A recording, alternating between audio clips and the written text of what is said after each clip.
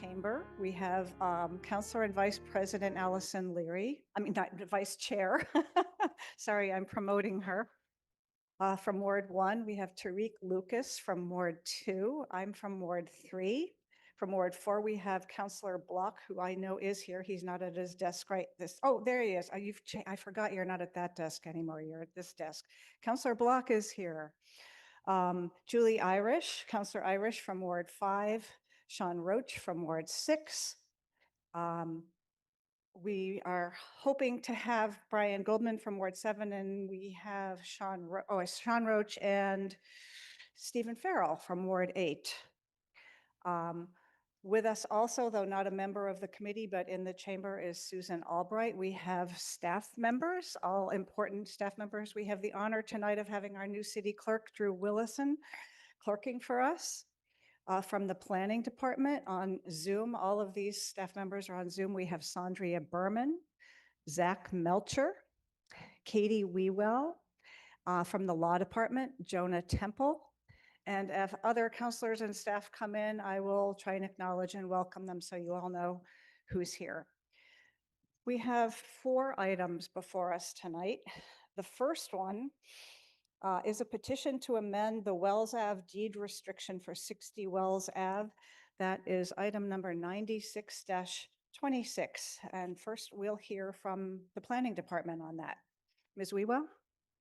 Yes, hi, thank you, Madam Chair. So I'm covering for Kat Kemet tonight, who prepared the memo. This is a pretty straightforward request. The applicant is seeking to amend the Wells Ave deed restriction to allow the veterinary hospital use in an existing building on the site. So the use is allowed in the underlying zoning, the limited manufacturing zone.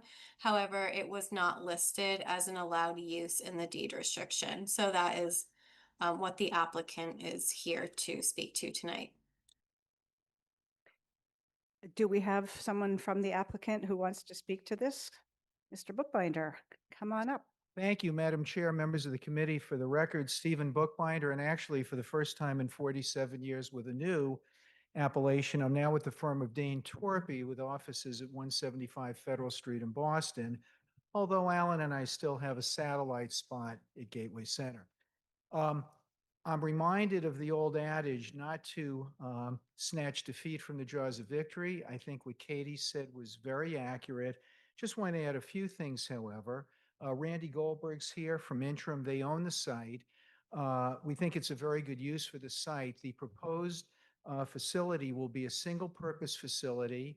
They're required to have 125 parking stalls. They actually have 126, so they meet the parking requirement. There will be overnight boarding only for animals who are ill. This will not be a kennel or, you're going away for the weekend, you'll drop your pets off. And also, not to state the obvious, but we're not near any residential abutters. Kathy's got a site plan up, and you can see the parking area. Again, it's an existing facility, no changes. It will be vacant at the time that the veterinary hospital moves in. Kathy, do you just want to, you did some research on the other waivers that have been granted. You want to just indicate those quickly? Yeah, I think it just might be helpful for context. Sure, we went back and looked through the deed restriction and just. Can't hear you, Kathy. Sorry? We couldn't hear you. Oh, yeah, sorry. So, and Kathy Winters with Dane Torpy, same address. We went back and reviewed the deed restriction and the lengthy list of amendments, and a number of uses have been allowed over the years. Tennis, racquetball, swimming pool, ice skating rink, for-profit educational use, nonprofit educational use, places of amusement, and a gymnasium. So we think this deed restriction amendment is consistent with prior amendments given in the Wells Avenue Office Park area. Happy to answer questions, Madam Chair, but that's all we really had to say. Thank you. First, I'll see if there's any public comment on this. Anyone in the chamber or on Zoom want to make a comment or ask a question about this petition? I don't see anybody. So we'll take it and see if the committee members have any comments or questions on this. First, we'll go to Councillor Farrell and then Leary. Thank you, Chair. First of all, I'd like to say that I'm very supportive of this adaptation of the property on Wells Ave. As anyone who's gone through life since COVID, we all know there are increasing numbers of animals, pets that we all love, and to have another opportunity to have a place that will care for them is a great benefit to all of us in Newton, but certainly the people in Ward 8. I would also like to note that this is a perfect example of how easy it is to change the special permit on a manufacturing site to a different use and include a new use. And finally, when appropriate, I would move to, I support this, and I would move to close the public hearing and approve the request. Thank you, Councillor Farrell. I'm sure I'll come back to you hopefully relatively soon. Councillor Leary. I also think this is a very appropriate use. I'm shocked that they need 125 required parking spaces. And I'm also, I think this is a perfect example of a business that shouldn't have to come here for, through the special permit, and that we should rethink that deed restriction, because I know we do this quite a bit. Like they just keep adding new uses to it. And I don't think people should have to go through the special permit process through each one, but that's just, but otherwise it's a fine project. Thank you, Councillor Leary. Councillor Lucas. Thank you. Quick question to planning. This particular use, is it allowed by right in this particular district? Yes, it is in the limited manufacturing. Okay, that's all right. Thanks. I'm all set. Councillor Roach. Ms. Wewell or Mr. Temple, the deed restriction arose out of circumstances which are no longer relevant as far as I remember, and really never came to pass. This was as part of, if I remember correctly, Sylvania's planned use for Wells Avenue as a corporate campus. Is there any present purpose to continuing to have this deed restriction? Any policy justification for continuing to have this deed restriction? Mr. Temple, would you like to address that? I don't think I can really speak much to the policy. Maybe planning has something to say on that. I can only add that it's a valid legal deed restriction, so it's, you know, it's up to the city whether or not they would want to keep it or see a policy benefit for it. But I can't really say much more than that. Thank Yeah, you. just to add on, I think I haven't personally done a ton of research into the deed restriction. I think the ask before you all tonight is the veterinary hospital. So that's kind of the scope of what planning took a look at in advance of tonight. So it strikes me that this might be something we want to look into getting rid of, because the accumulated cost to businesses of having to come and spend whatever thousands seems not in keeping with what our current needs are. So I'm very supportive of this particular use, but I also would be very interested in looking at the deed restriction in general at some point. I also, just to chime in one last time, Counselor, I also would add that it may not simply be up to the city alone whether or not to release the deed restriction, because we were not the grantor of that restriction. Interesting. All right, we'll talk more about that at another time. Thank you. Thank you, Mr. Temple. Councillor Albright. I have a suggestion through you to Councillor Roach, that he read the minutes of the discussion that the council had back several years ago, and I'm sure the clerk could find them for us, regarding a housing project that was planning to go in there, and I think the Ward 8 councilors at the time we were asked again at that time to get rid of the deed restriction, and the Ward 8 councilors at the time were very much against getting rid of it, and you'll see the reasons for it if you read those minutes. And it will be very educational for you to have a look at that. I remember the conversation. Okay. That would actually probably be a helpful thing for all of us to review. Thank you, Counselor Albright. Any other questions or comments from city councilors or the committee? I would also like to welcome via Zoom Councilors Maliki and Wright, both from Ward 3, who have joined us. If there are no other comments on this, I will go back to Counselor Farrell for some motions. Thank you, Chair. I'd like to move that we close the public hearing. Let's just do that right now on a voice vote then. All in favor of closing the public hearing, please say aye. Aye. Aye. Anyone you. opposed? And Thank you, Chair, again, and I would like to move that we approve this request. thank you. Do we have any other further findings or conditions to consider for this, Ms. Wewell? I can pull up the amendment that was included in the packet. So it looks similar to a special permit, but just is a little bit more direct and abbreviated. So we have the petition information here. And then there is two, I think, sort of findings that the council finds that this amendment is consistent with the uses permitted and the deed restriction does not diminish the safeguards for which the restriction was implemented. And then I think this is just some legal language that the mayor is authorized to execute on behalf of the city such recordable documents. And then this is the language to allow the veterinary hospital use. So a little bit different, but kind of the same concept of a special permit. Thank you, Ms. Wewell. I'll just say that I too will be voting in favor of this, especially considering that this is an approved use and certainly meets the criteria of what would be an appropriate use in this area. So I think we're ready to take a voice vote on this. I mean, sorry, a roll call vote. Counselor Leary, Aye. Counselor Lucas, I'm second. Aye. Counselor Block, Aye. Counselor Irish, Aye. Counselor Roach, Aye.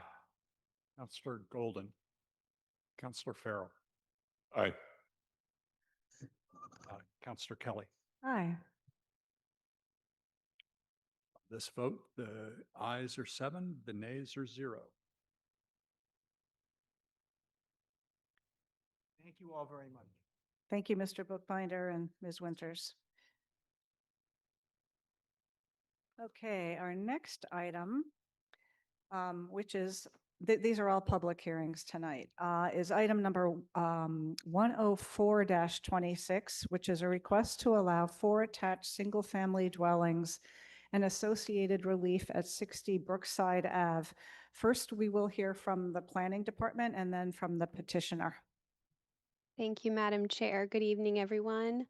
I believe I might need to be able to share my screen. I'm not seeing that as an option. Mr. Willison, would you be able to allow me to share my screen? Oh, I think I'm able to do it now. My apologies. Hold on just a moment. Okay. Everyone able to see my screen here? Yes, thank you. Excellent. Okay. Play from the beginning. Apologies for that. Okay, great. Minimize this. Excellent. All right. So we have here petition 104-26 for 60 Brookside Avenue. They're requesting a special permit site plan approval to construct 4 single-family attached units in one building, requiring relief for the use and dimensional relief, parking relief, and relief for a series of retaining walls over 4 feet in height. So you'll see here from the aerial map, the subject property consists of an oversized 15,363 square foot lot in an MR1 district. Brookside Avenue is situated as a perpendicular street connecting Washington Street and Route 16 in the Newtonville neighborhood, which is walking distance to amenities and public transit along Washington Street. The lot is improved with a 2.5-story two-family dwelling and attached garage constructed in 1865. Actually, my apologies, they're There is no attached garage, my apologies. The surrounding area includes MR 1, 2, and 3 districts consisting of primarily residential uses ranging from single-family to three-family dwellings. And the topography of the lot slopes upward from west to east with a total change in grade of approximately 9 feet, starting along the Brookside Street frontage. In terms of the zoning relief requested, the petitioner is seeking special permit site plan approval relief for the construction of the single-family attached dwellings for the use. And in addition, they need dimensional relief for the side and rear setbacks to exceed maximum lot coverage and to allow reduced lot area per unit. They're also seeking parking relief to allow parking within the front setback for one stall and to allow restricted end parking stalls. And finally, to allow relief for a series of parallel retaining walls over 4 feet in height. Some criteria to consider when reviewing this proposal: that the site is an appropriate location for the proposed attached single-family dwellings, that the proposed attached single-family dwellings as designed will not adversely affect the neighborhood, that the dwellings will not create a nuisance or serious hazard to vehicles or pedestrians, and that access to the site over streets is appropriate for the types and numbers of vehicles involved. And that literal compliance with the city's parking regulations is impracticable due to the nature of the use or the location, size, depth, width, shape, or grade of the lot, or that such exceptions would be in the public interest, in the interest of safety, or in the interest of protecting the environment. Also, that literal compliance with the city's dimensional standards is impracticable due to the nature of the use or the location, size, frontage, depth, shape, or grade of the lot, or that such exceptions would be in the public interest, the interest of safety, or again, environmental features. That the lot presents challenging topography, which limits the use of the property such that it could not be improved without the implementation of a series of retaining walls over 4 feet in height. That the proposed series of retaining walls over 4 feet in height will not adversely impact adjacent property, the neighborhood, or the public. And finally, that the proposed series of retaining walls is the minimum structure necessary to allow for the subject property to be reasonably utilized. And in terms of planning's analysis, planning notes that while the site is adjacent to amenities and public transportation, the proposed net addition of 2 units is a minor contribution towards the city's priorities outlined in the comprehensive plan and the housing production plan. Planning believes that the proposed use is, however, consistent with the city's goals of supporting incremental increases in housing options in areas that have access to public transit options and neighborhood amenities. While dimensional relief for the proposed building is needed, the relocation of the proposed building increases the distance to the northern side setback and the respective abutter. That existing topography and the lot size presents challenges for meeting some of the by right dimensional standards as required, and planning does suggest that the petitioner consider design options that would reduce massing and bring the project closer to the maximum lot coverage and setbacks allowed by right. And finally, planning recommends the committee discuss further the parking configuration proposed, turning radius plans, and the number of proposed parking stalls to confirm there are no adverse impacts on safety or maneuverability. And that concludes planning presentation. I will turn it back over to you, Madam Chair. Thank you very much, Ms. Berman. Now we'll hear from the petitioner's representative. Thank you, Madam Chair. For the record, Lawrence Lee with Rosenberg, Friedman, and Lee, offices at 246 Walnut Street in Newton. I am here on behalf of the petitioner. With your permission, I would like to share my screen, please. Certainly go ahead. While you're pulling that up, I'd like to mention that we've been joined by Councillor Golden, inside the rail member of the committee from Ward 7.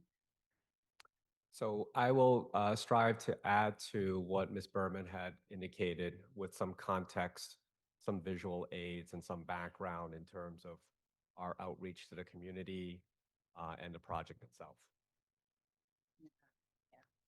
So in terms of the general site information, here we are in an MR1 zoning district where single and 2 families are allowed by right. We're at just over 15,000 square feet of land where an existing 2-family house is located. We are looking to replace that with a 4-family house. The existing house actually has a couple of nonconformities as to height and side setbacks.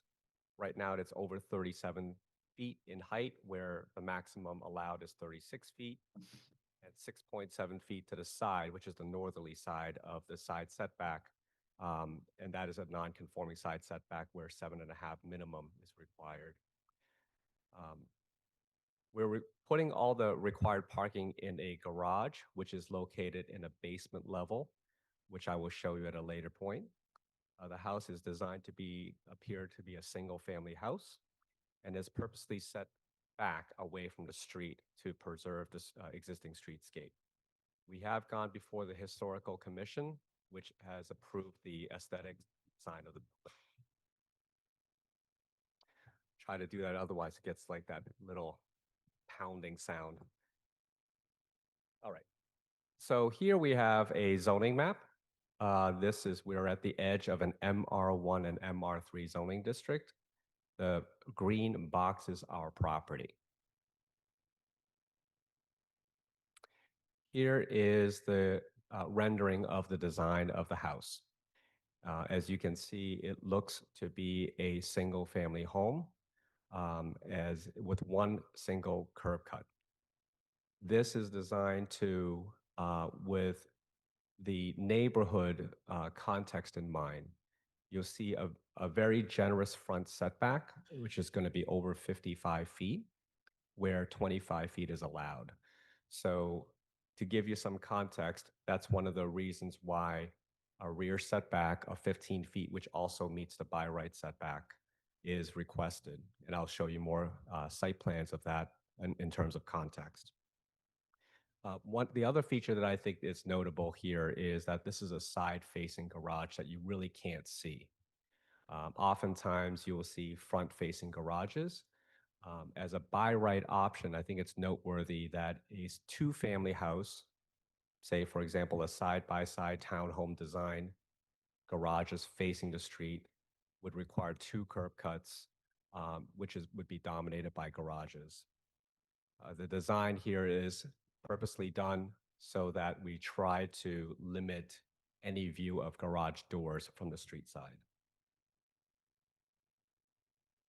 We think this is an improvement of the existing house that's being replaced. And again, as I noted previously, the Historical Commission has approved our design that you're seeing tonight. More context for you. On the left side here is this existing site plan. I can zoom in if you need to. And on the right-hand side is the proposed setback, proposed site conditions.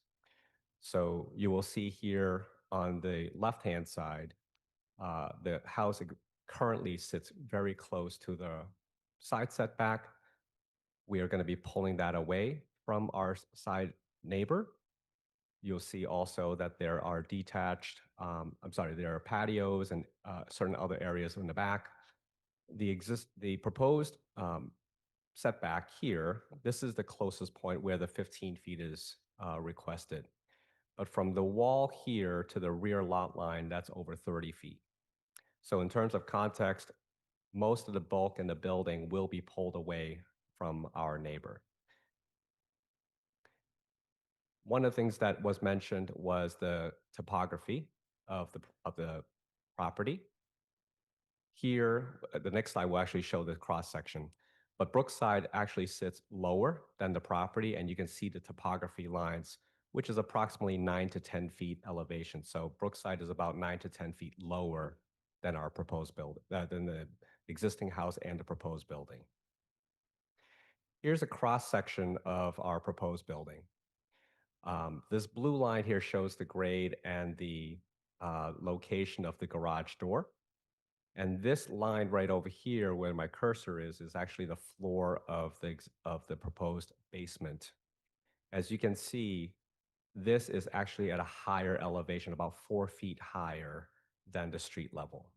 So as part of our communications with our neighbors, one of the concerns that was expressed was the quote unquote underground parking. We do want to stress that this is, even though we use the term underground parking, the parking is really taking up the basement level, which is still above the street level. So I think that helps with context. Here we have a few slides showing the 2D elevations. This is the front elevation.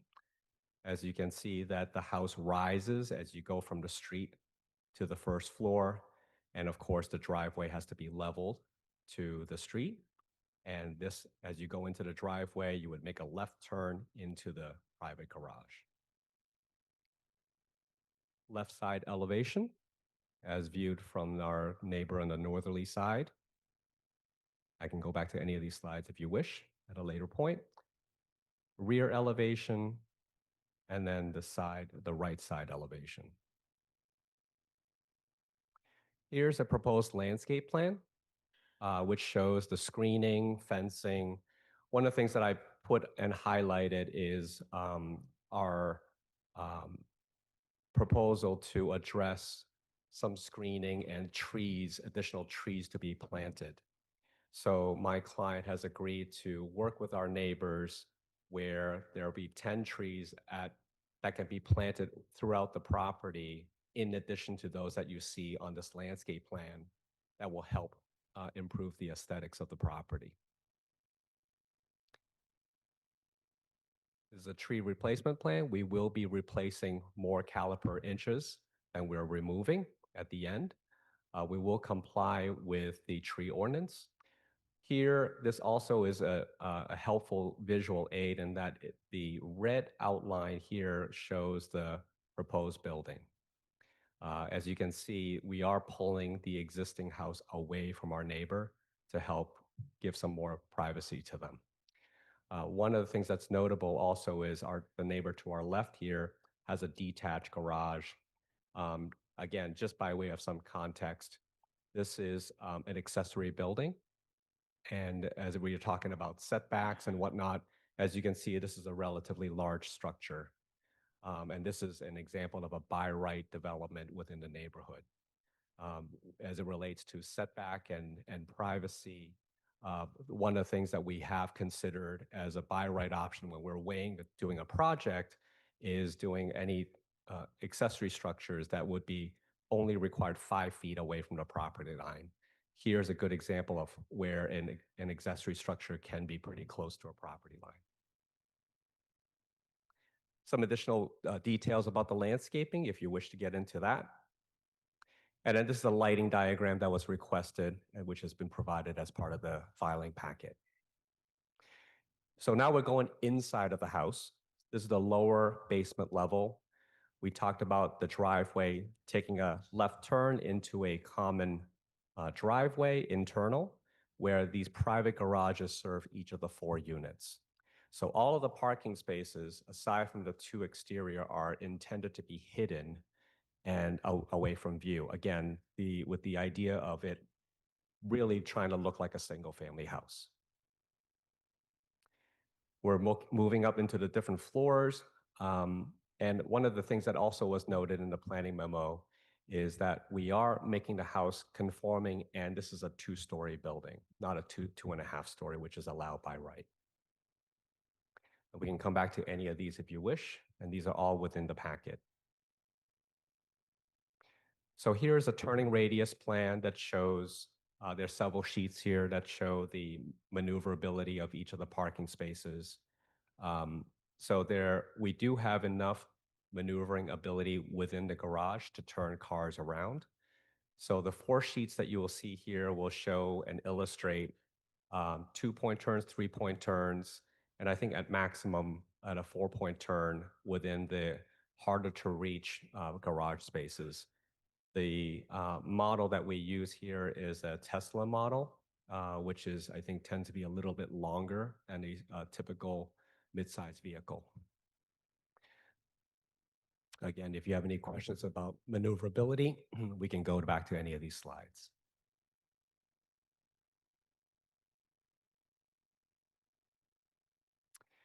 So here, just by way of some background, we had with our neighbors meetings, a couple of meetings via Zoom, one last summer, most recently over November. And previously, they were represented by an attorney. My understanding is that that attorney is no longer involved. And so we have a direct communication with some members of the neighborhood. And so what I would like to share with you are certain requests that we received from them and how we've addressed them. So these are from their attorney at that time, back in October of last year. I can zoom in a little bit more so you can see it. So reduce the number of units and bedrooms. The initial, do you want me to zoom that in, Chair? Could you make that a little bigger? I can read that as well too. So reduce the number of units / bedrooms, overall footprint of the development. So the initial idea we came in with was 5 units. And as a result of meeting with our neighbors and a request to reduce the project, we went down to 4 units. And the total number of bedrooms is 20 bedrooms. And again, by way of some context here, a by right option is a 2-family, and as we all know, an accessory unit is allowed as of right as well. The number of bedrooms really are comparable to what would be 2 very large units with accessory uses. There's some bamboo infestation in the back of the property, and we had hired an expert to address that. That's bullet point number 2. Increased side setbacks. One of the earlier iterations was that we had a 10-foot setback on the southerly side setback. We've increased that to just over 15 feet. Again, by way of context, by right side setback is 7.5 feet for an old MR1 lot. Screening shrubs, we added screening. As you saw in the landscape plan, there are a lot of trees and screening along the sides. One of the requests was a taller fence, which I think is priority number 2, which will be on the next slide. There was a request for an 8-foot tall fence. We agreed to do that if it was allowed by zoning. Aesthetically, I'm not sure, we have mixed reviews on that, but we are proposing at minimum a 6-foot tall privacy fence plus the landscaping that we're proposing. Lighting plan to be included. Again, that's all done, and it's all residential lighting. It's going to be dark sky compliant so that it's not shining on our neighbors. Test for shingles, exterior shingles for asbestos and so forth. That's standard operating procedures as respect to demolition of a home. So we will certainly follow those rules. Eliminate underground garage. And again, I clarify that that is not really an underground garage. It's really parking in the basement level that really is above the street level. Fewer bedrooms, fewer units. Again, we went down from 5 units to 4 units to what you see here. Vermin control, that is a standard condition in a special permit for rodents and vermin. We will certainly follow those rules as a condition in the special permit. Trash must be well contained. So there is a trash room. I did breeze through that a little bit, but in the garage level, there is a trash room that is provided. So priority number 2, I'm going to screw back out a little bit there. Stormwater management system. There is a notation here in the planning memo that I put as a response to that. We are in compliance with that, and we will, the engineering department has already reviewed our plans and found it to meet the city's stormwater regulations. Bullet point number 2 is the fence that I just mentioned earlier. We will be open to accommodating that request, provided that it is allowed under zoning. Limit the windows on the northerly side of the property. We have done so, but we have to maintain the aesthetics, and we also have to meet building and safety codes. So windows are important for a property for egress purposes and as well as maintaining the aesthetics. Ensure sufficient accessible parking spaces. We have provided parking, all the required parking within our property, within the actual building, frankly. The 2 exterior parking spaces are intended for guest uses, as well as short-term deliveries and parking and so forth. So that's just to avoid having any impacts directly on the street. And then planting additional trees. So again, my client has built into the landscape plan 10 additional trees, working with our neighbors to allow them to give us feedback of where they want them planted. And we can certainly do so as part of a collaborative effort. Finally, the priority number 3 is to fix a retaining wall that's already there. We will be rebuilding that, and yes, we will fix it with mutually acceptable materials. So these are all the concerns that we received from the attorney last fall, and those were our responses. So finally, we do want to have a existing by right and special permit comparison. These are things that we wanted to just really try to compare apples to apples. One of the things that's notable here is on our lot coverage. The ornamental aesthetic, well, not, I wouldn't say ornamental, it's really an aesthetic feature of the porch, the wraparound porch with a roof overhang. That counts towards lot coverage. And if we were to eliminate that element, then we would meet the 25% lot coverage requirement. Historical Commission, Commissioner Shore, who is an architect, actually asked us to increase the size of that porch to make it a usable space. And we explained during the Historical Commission that we were reluctant to do so, even though it may look better and to make it usable because of the limitations on zoning.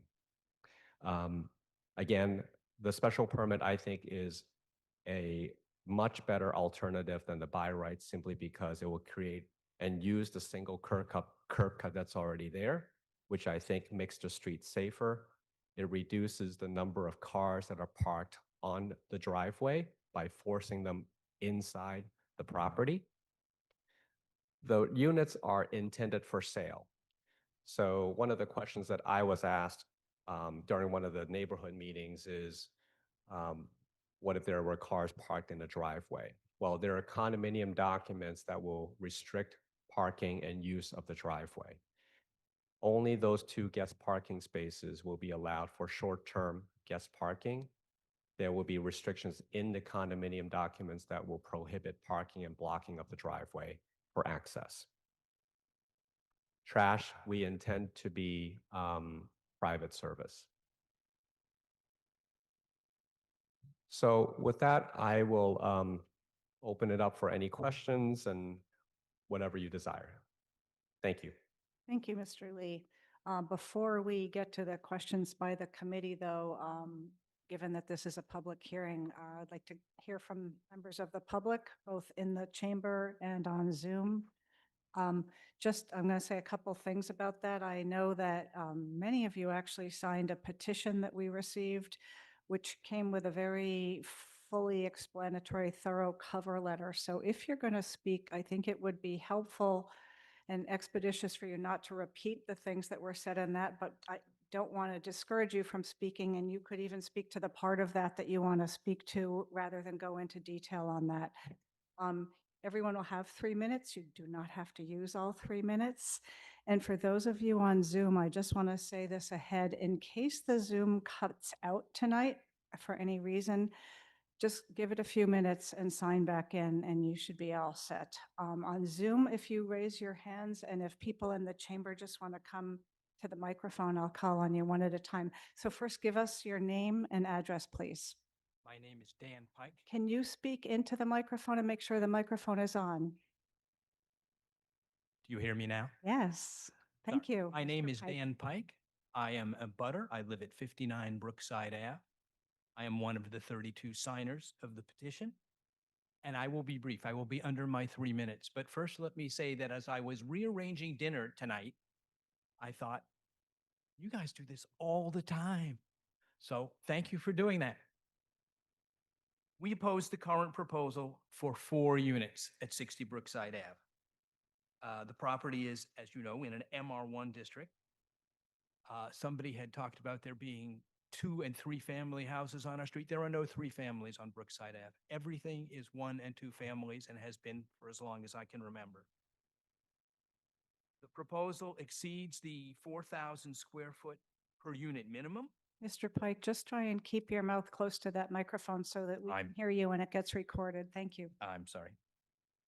The petitioner is requesting a significant waiver for side setbacks.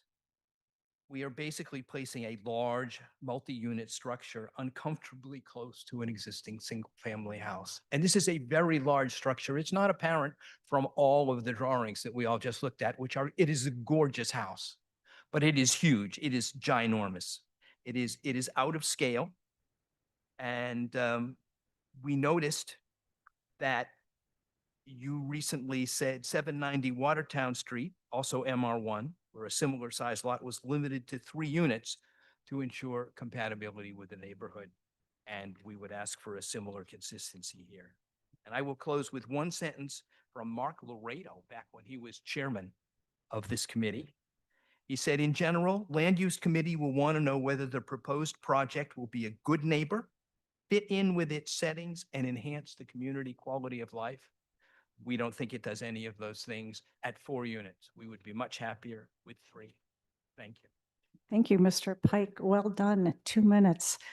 For any of you who are coming to speak here, you can see, just it'll help give you a guide. There is a little countdown to 3 minutes on the screen, and I'm keeping track here also. So again, just give us your name and address. Good evening. My name is Rebecca Carroll. I live at 52 Brookside, otherwise known as the north neighbor to the property. I'm here to speak quickly about the public safety and traffic concerns. As Mr. Pike noted, that all the houses on the street are 1 and 2 family right now. With the increase to 4 units, that is a huge increase to traffic upon the street. This street is a big cut through for public safety vehicles, as shown by the recent issues with the snow and the no parking zone that had to be put on the street so emergency vehicles could get through. It is used by the Newton Early Childhood Education staff and parents, which means there are both teachers and small students walking up and down the sidewalks every school day. It is used by middle schoolers and high schoolers to get to their schools every morning.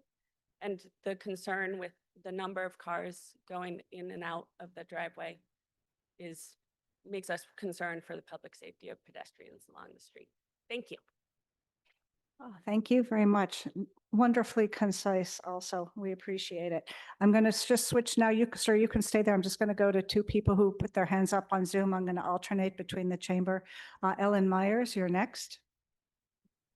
Good evening. Thank you for allowing me to speak. I have lived at 431 Albemarle Road, which is, I can see Brookside pretty much from my house. I've lived here for close to 30 years, and in that time, I have seen a tremendous increase in traffic, both foot traffic and vehicular traffic. And I wanted to speak up in support of my neighbor, Mr. Pike, and the other woman whom I have not yet met, in terms of the impact on the neighborhood. If this is the first of what could potentially become more larger scale multi-unit buildings, I would respectfully ask the committee to disapprove of a 4-family unit in this neighborhood. Thank you. Thank you very much, Ms. Myers. I see someone hand up who says 60 Brookside Avenue, Robert Pearson. Is that I don't see the person. Is there somebody named Robert Pearson with your hand up? Oh, yes, sir. Oh, I Yes, see. There you go. Go ahead, sir. I'm glad you see me, and thank you for giving me 1 minute or so to speak. I also live at 431 Albemarle Road. In addition to what the other neighbors have been commenting on, we have in the past 2 years experienced 4 or 5 building constructions in our neighborhood that have typically doubled the number of residents and cars. And a new development that's starting to go up, a foundation has been put on Watertown Street with for a 3-family.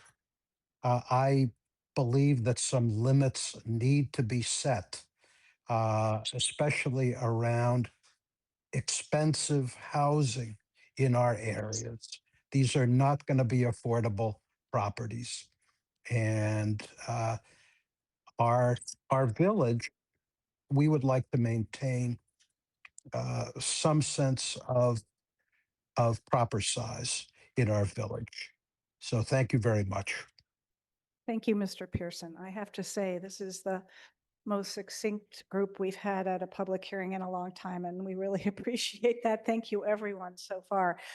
Sir, at the microphone, go ahead. Hi, my name is Rick Frank. I live at 68 Brookside Ave. I'm the north abutter. I'm the north abutter. I'm the South of Butter. Today, tomorrow. Takes a wanna- village. Yeah. Okay, I'm sorry.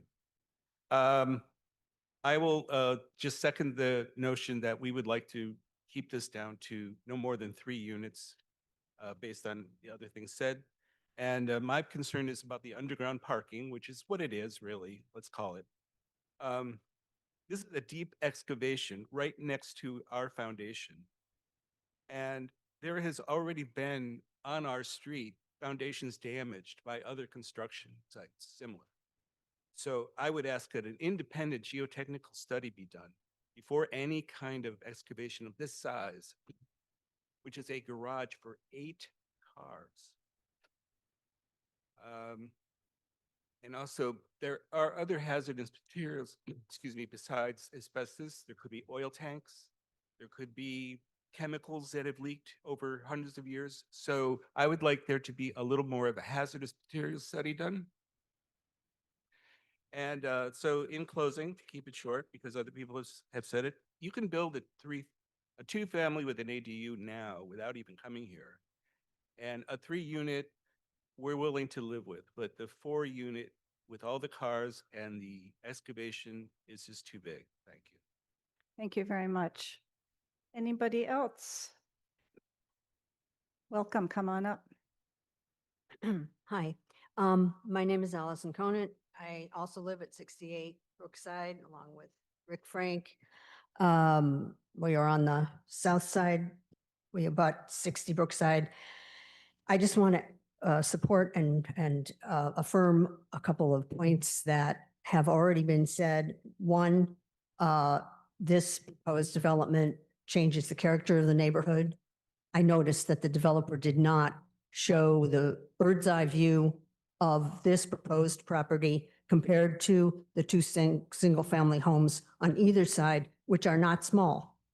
And the proposed property is much bigger. The second thing I want to affirm is that this is not going to be affordable housing. So because the special permit is supposed to benefit the neighborhood, I also urge the council to deny the special permit and limit the development to 3 units. Thank you. Thank you very much. Come on up. There's more. Thank you all. Yes. I'm Bara Littman Pike, and I live at 59 Brookside Ave. I was born in Oak Hill Park, raised in Newton Corner, and a graduate of Underwood Bigelow in the original Newton North, so I have my chops. And I thank you for the opportunity to voice some thoughts about the developer's proposal for 4 units at number 60. I respect all that the Land Use Committee, Zoning, and City Council have done to address the important issue of housing in Newton. We have the MR2 and MR3 zoning in place to provide more housing and multiple family units for a range of incomes across the city. Newton also has MR1 zoning in place to keep some of the traditional look and feel of Newton, the Garden City. This is in a healthy contrast to the areas that are getting more density, such as the Washington Street corridor and along Craft Street in wards 2 and 3. So I ask all of you, the decision makers, to continue to respect the Newton zoning laws, which have been created collaboratively by the voters and the lawmakers. It is a slippery slope to bend the zoning laws for 1 more unit here and another more unit there. Thank you. Thank you very much, Ms. Pike. Margaret Ward on Zoom, you're next.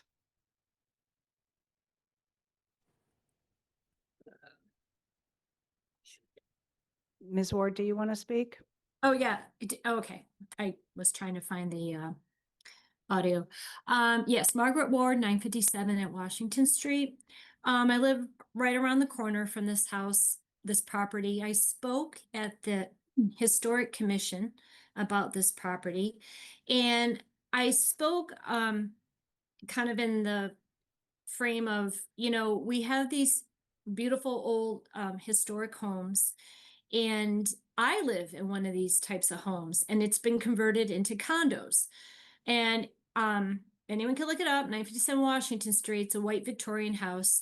And there's 5 units, all of them 1 bedroom. The attic unit is a 2 bedroom. And my condo is the smallest of our property at 586 square feet. I probably wouldn't be a condo resident in or a homeowner in Newton were it not for the fact that this thing is, my condo is small square footage and I live very modestly. I guess you call it micro living. So my question is, what's preventing us from taking a beautiful house like this? And if I understand correctly, in the meeting with the Historic Commission, it was noted that this property was once I don't know if it's a boarding house, if that's the right word, but it was a multi-unit house, multi-unit property. So I don't believe that the petitioner's presentation is exactly accurate, because this house, I don't know, it wasn't designed initially as a single family home. It was used for multiple residents. So my appeal and my ask is, what is wrong with taking this building? It's obviously in neglect, but restoring it, appreciating its architectural features for what it is, keeping it in character to the neighborhood, and just converting it into smaller condos within the house. I live in such an environment. I have a small condo at 586 square feet, and this will offer true affordability, which is what we want. And it's not allowing a house to be demolished. And I'm running out of time. So, why are we not entertaining these affordability concepts, right? Taking a house and just offering smaller condo square footage for affordability. Thank you. Thank you, Ms. Ward. Yes, ma'am, come on up. Thank you. Good evening. My name is Jessica Flynn. I'm a resident at 75 Brookside Avenue. And I'd like to just reiterate all that's been said before and add some response to what was shared this evening. So as we know, the homes on Brookside Ave do not exceed 2 family. And the parking arrangement that I saw from the developer this evening is impractical. Families with a minivan will not be able to park in that parking lot as it's so designed. And as we know, there was an overnight parking ban vote, which narrowly kept the overnight parking ban, but I don't know that that will remain the next time around, especially as development continues. Brookside has an excessive amount of parking as it is. We have a multi-family unit at the corner of Washington and Brookside Ave. You can go there almost nightly and ticket if you wish to, and our police already do. As was mentioned, there is the Boys and Girls Club on Watertown Street, and there is a lot of parking on the street during the day associated with the activities there and with any of the overnight activities. People who are conducting service to this home, not just the contractors building it, will not have a feasible place to park. And presumably there will be a lot of services that need to be offered there for a 4-family unit, which again exceeds what we have on Brookside Avenue. So I just want to again register the neighborhood's strong opposition to this plan. Thank you. Thank you very much.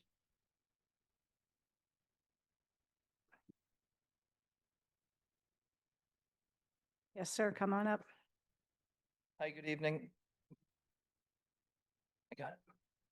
I'm Thomas Flynn, and I live at 75 Brookside Avenue.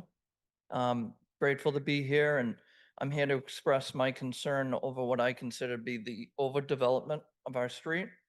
I've lived on Brookside Avenue for approximately 4 years. My wife and I go for walks every evening. And just within that short time span, I've seen 4 single-family houses destroyed and replaced with $2 million a unit duplexes.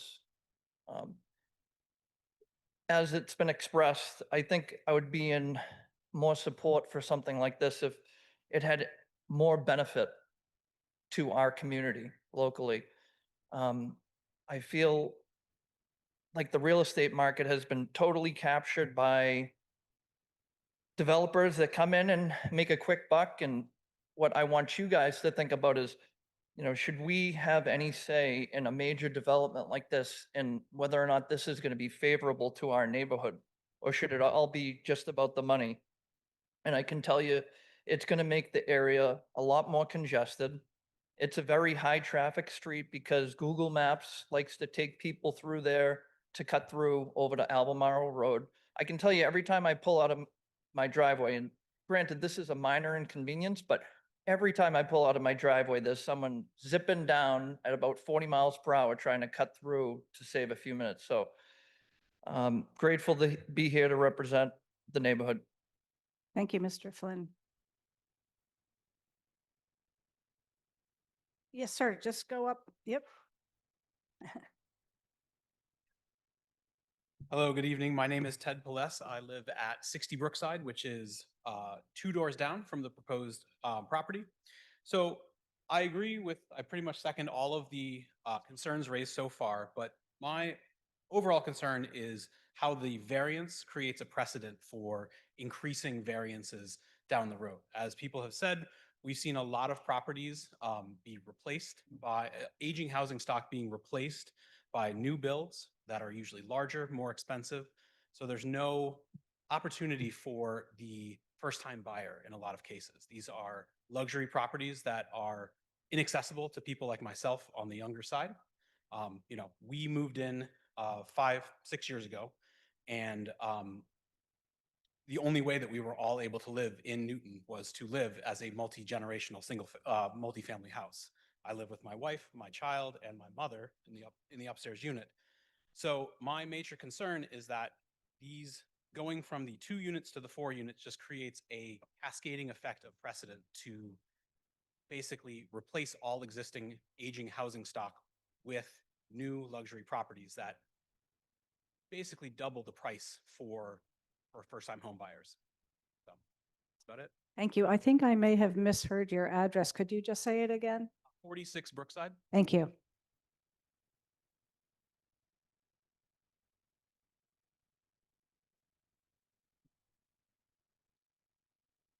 Hello, hi everyone.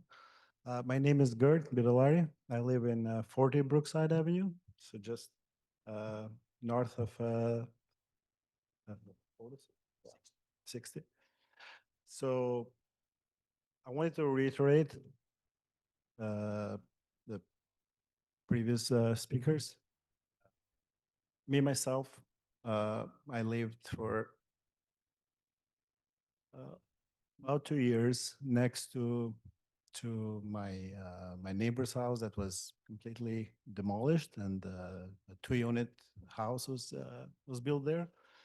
So I can speak from my own experience that we had major issues on the back with the hill being removed. There was a old garage space there, a covered garage. And when they started to remove the basically it was just dirt and stones. They stopped working for a bit. It started to rain, and the whole hill came down basically. About I would say about 10 feet from my hill, just rolled over, and I could see the way it was repaired. It was only after we insisted because it was a safety issue. The trees were falling, and we were basically in fear of our safety. They had to build like huge retaining walls going down like almost 15 feet with huge blocks of concrete. So I agree with a geological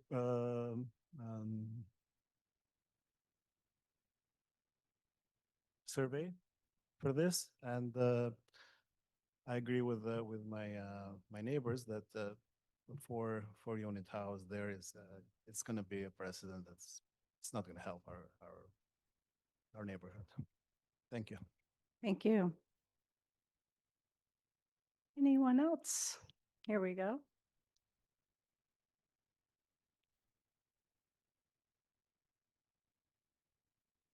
Thank you. My name is Nancy Lane. I live at 46 Brookside Avenue.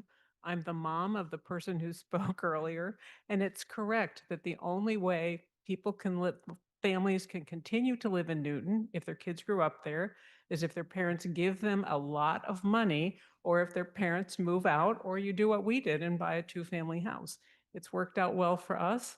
I think that this current proposal, I agree that the design is really quite beautiful, but four units, which are all very small, seem excessive for the space, and there's no consideration of affordability. So, and I agree with the other things people have said. So thank you. Thank you, Ms. Lane.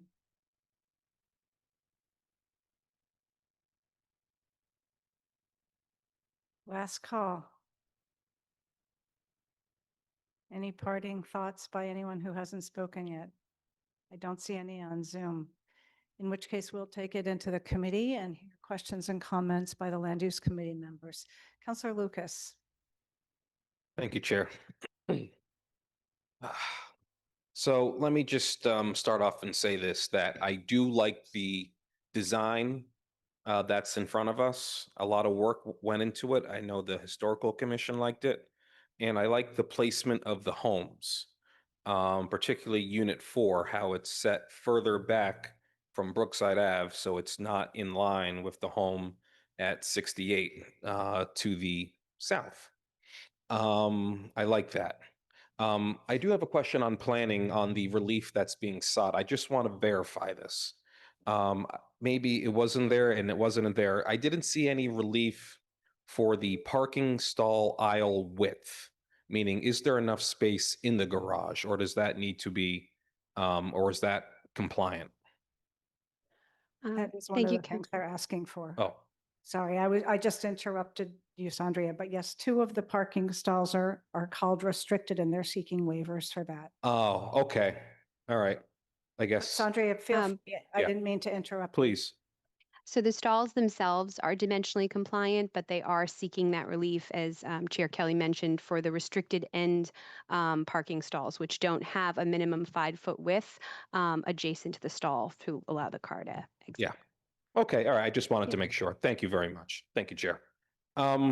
So with the design of the home, I agree with a lot of, hold on. Did you hear that? Yeah, why is it doing that? Okay, hopefully it doesn't do it again. So I agree with a lot of the speakers and with the petition that we received. Bottom line, this 4-family home is, I think it's too many units, but also what's in front of us, the actual building and massing is too big.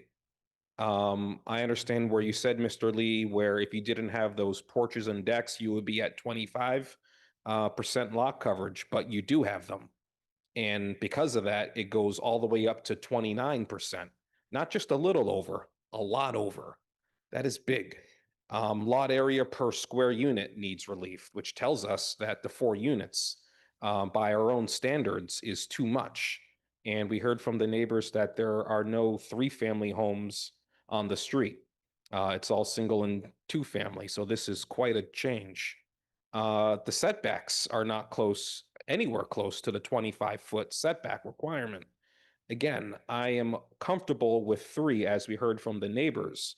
But if you want 3, you want that 3rd unit, you have to give something up. And that's the lot coverage and the setbacks. The project needs to get smaller. The FAR is 0.54, where by right is 0.48. That's not in front of us. But that just gives you a sense that, yeah, the project is too big. We heard from Mr. Pike talk about 790 Watertown Street. I would also throw in 640 Watertown Street. I know that was a difficult special permit. 640 over there in Ward 2, Newtonville, across from the Yogurt Beach. And we did eventually shrink the building down and get it down to 3 units. Perhaps that can happen here again. And I guess at one of the earlier neighborhood meetings, I guess your client was proposing 5 units, and you went down to 4. I'm sorry, 5 was also completely out of the question. I don't know how your client came up with that.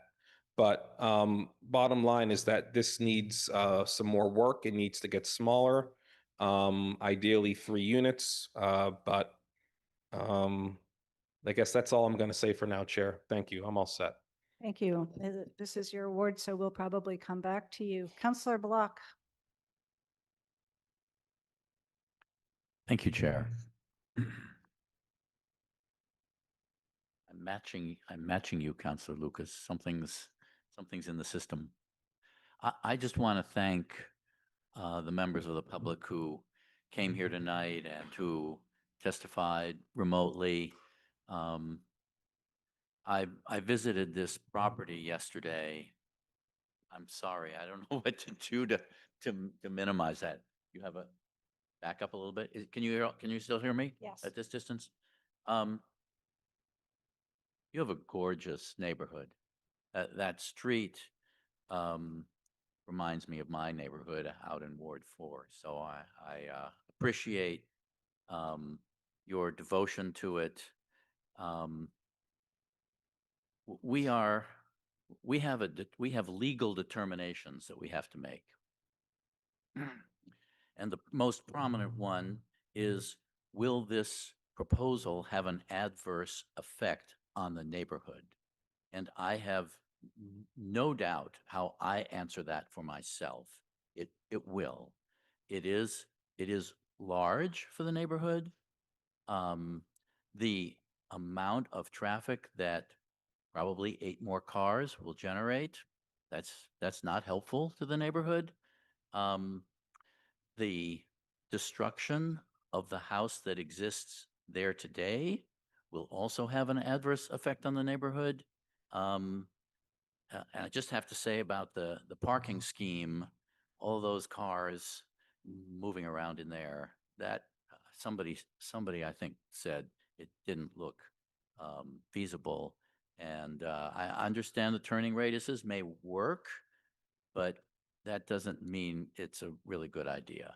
So I will be not supporting this at this size. I hope the developer can go back, meet with the neighbors, redesign this, shrink it down, and come back to us. That would be my suggestion. Thank you, Chair. Thank you, Counselor Block. Counselor Irish, followed by Counselor Leary. Thank you, Madam Chair. I want to thank the petitioner for providing a detailed presentation. And there's a lot to like about this project, as Councilor Lucas said. The care taken to make it look like a single-family house and keeping it back, the setback. But again, I would align myself with my counselors that the size and massing, and as one of the members of the public mentioned about seeing the bird's eye view, would be helpful to see to really get at that massing in comparison to what else exists.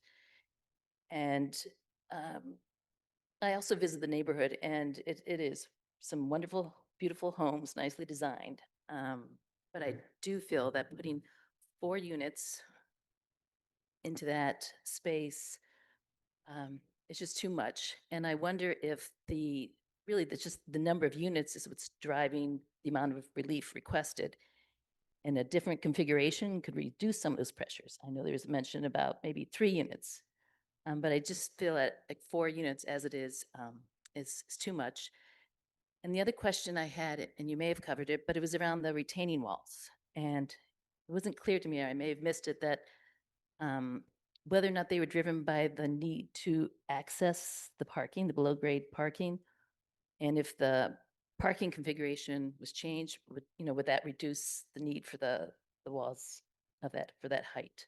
So again, as it exists, I feel it is too much, too big for this neighborhood, and as presented, I will not be supporting it as it stands. Thank you.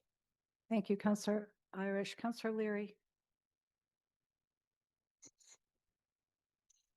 Thank you very much, Madam Chair. This is a difficult one for me on a number of areas. First of all, I completely understand some of the concerns that have come up with the neighborhood. I'm also an advocate for housing. We have a serious housing shortage, and increasing supply is one way to do it. But I want to bring up something that Ms. Ward had talked about, which was modest units and multifamily. She described her own modest unit in what sounded like a larger Victorian home.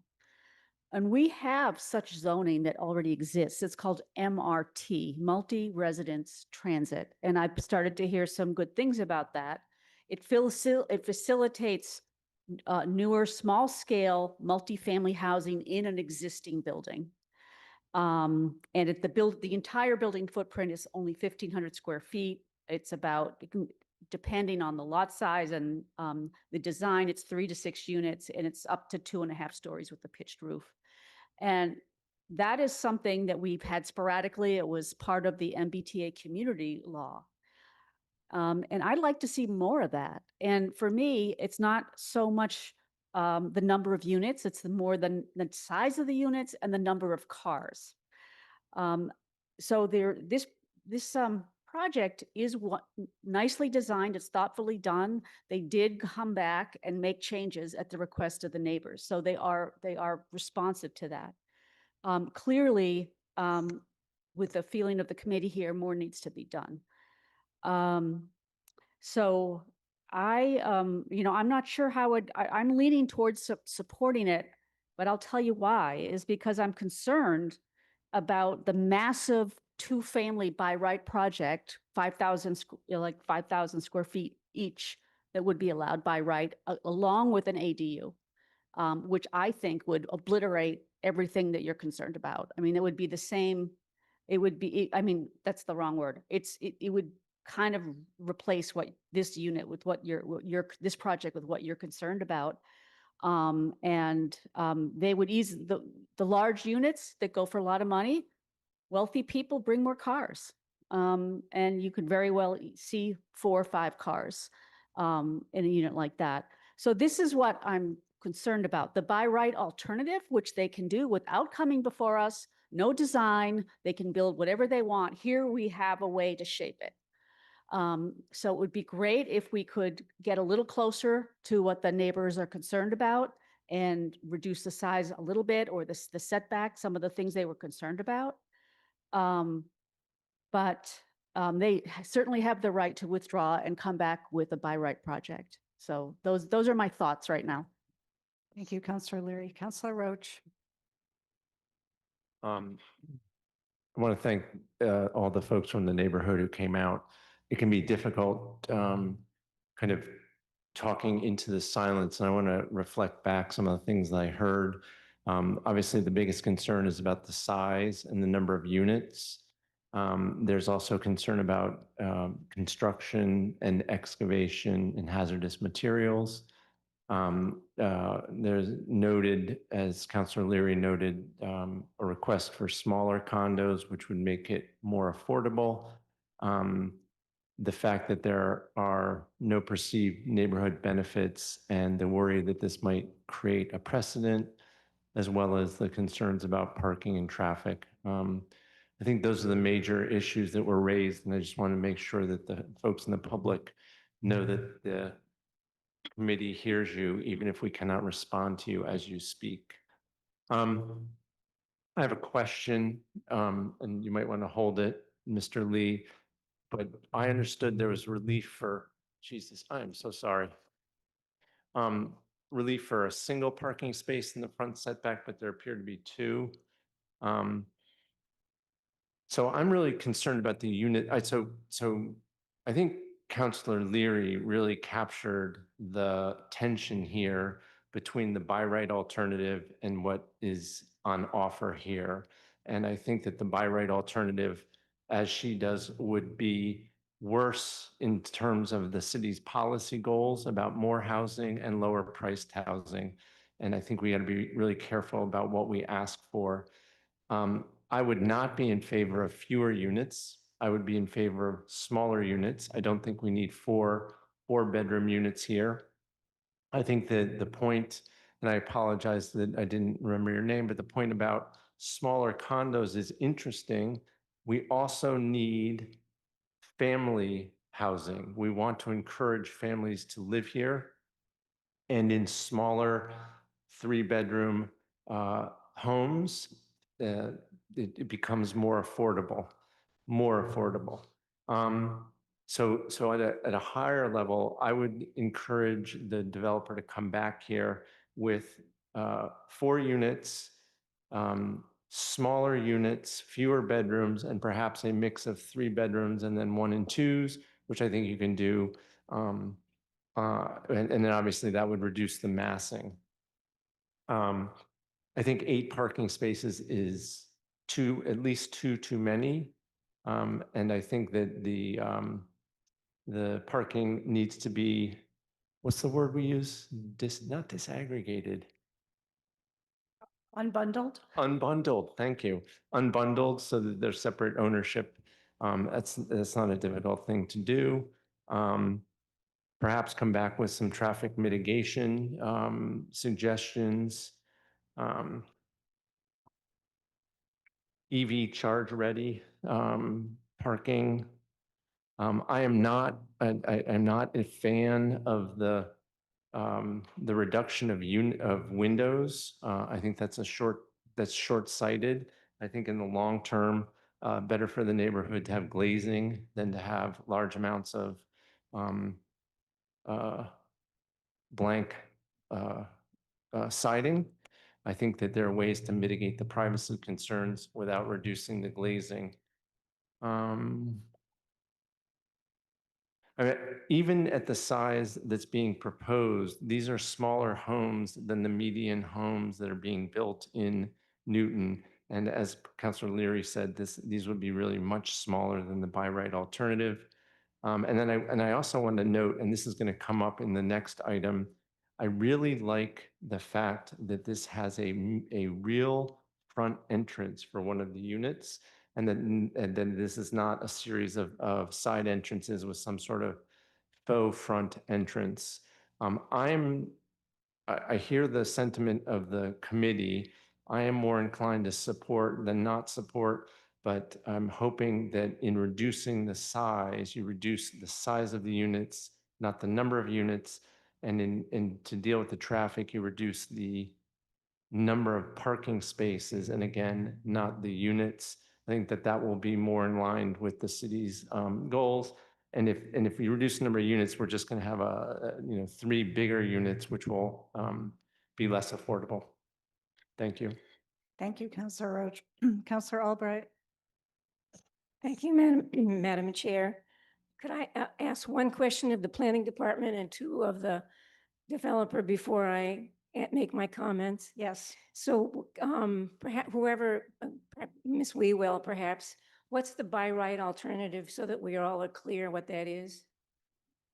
Yeah, so it looks like, or maybe Ms. Berman, but Ms. Berman can jump in if I speak, but it looks like it's a 2-family dwelling with an FAR 0.48 with a 0.02 bonus if they meet new lot setbacks.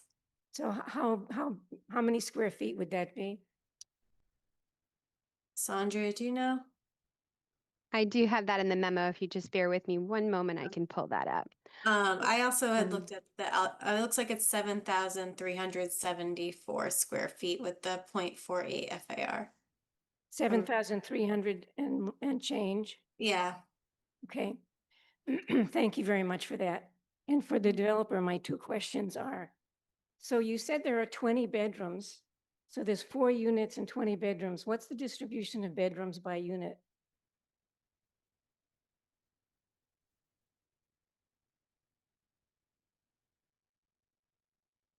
So originally it was 20, now it's down to 16. So Okay, that 4, makes more sense. Thank you. That helps a lot. And my other question is, can you just remind me what the size of the units are? yes. So 4 units with 4 bedrooms each. 4 units with 4 bedrooms each. That's the current proposal. And So I- unit sizes, so for unit 1, we have a FAR of 1771. Unit number 2 is 1641. Unit 3 is 1919. Unit 4 is 2150. Thank you. That helps a lot. Thanks. So like Councilor Roach, I listened very carefully to all the comments from the neighborhood, and I picked up on the same fears basically that the neighborhood has. And I have come to understand that the neighborhood values as little change as possible. They value less traffic. They value affordability. They value safety on the streets. And I think so. Those are some of the top values that your neighborhood has. And of course, Mr. Frank values not having his foundation screwed up, and anybody else who lives nearby values that as well. You know, I did a quick search on Zillow while I was listening, and I asked for units in Newton of 1,500 or 1,600 square feet. And on the market right now, there's one that's less than 1,700 square feet, and there's two that are 1,700 square feet, and then it jumps up to 2,000 square feet. So in terms of the size of units I think these are units that are smaller, which I appreciate because they become more affordable. And I know nobody thinks that $900,000 or $1 million is really terribly affordable, but considering Newton prices, it's more affordable than many other communities and many other houses in Newton. So I value that these units are smaller. I value that they're family units because we need families to come to Newton. Our school enrollments are going down in every corner of the city. And so I value having families come with children. And I think that's what a 4-bedroom unit would bring us. You know, it seems to me there may be some ways that the developer could keep the 4 units, but still shrink, in some ways, shrink the size of the building. I am supportive of the 4 units. I would love to see it a little bit smaller. I think Newton needs these units for its housing. You know, I'm sure everybody's, finally, the need for housing has reached the national news. And so all the things that we've been saying locally in Newton for years has finally reached the whole country, that we have a housing shortage here. And in Massachusetts, the housing shortage is like 220,000 units, by the way. The latest governor has estimated the need. So 4 units would be a drop in the bucket, but it would help. And they're family units and they're small units. So my own feeling is that if the building itself could shrink a little bit, keep the 4 units, it still could satisfy everybody's needs. And as Councilor Roach suggested, unbundle the parking from the units, and maybe you don't need 2 units, 2 cars per unit. Maybe you could think about that as well. So those are my suggestions, and we'll see where it goes. Thank you. Thank you, Councilor Albright. Let me ask if there's anyone on the committee who hasn't spoken yet who would like to. Yes, Councilor Farrell. I'll come back. Quick, just I recognize Councilor Wright has joined. Okay, but we're in the committee right now, Sure. except that, yeah, oops, sorry. Councilor Farrell. Thank you, Chair. As several speakers mentioned, some of the issues which you are addressing, parking, speeding, traffic, affordability, preservation. What is unfortunately true about those issues is that they're citywide, and we're all facing them, and we need to address them.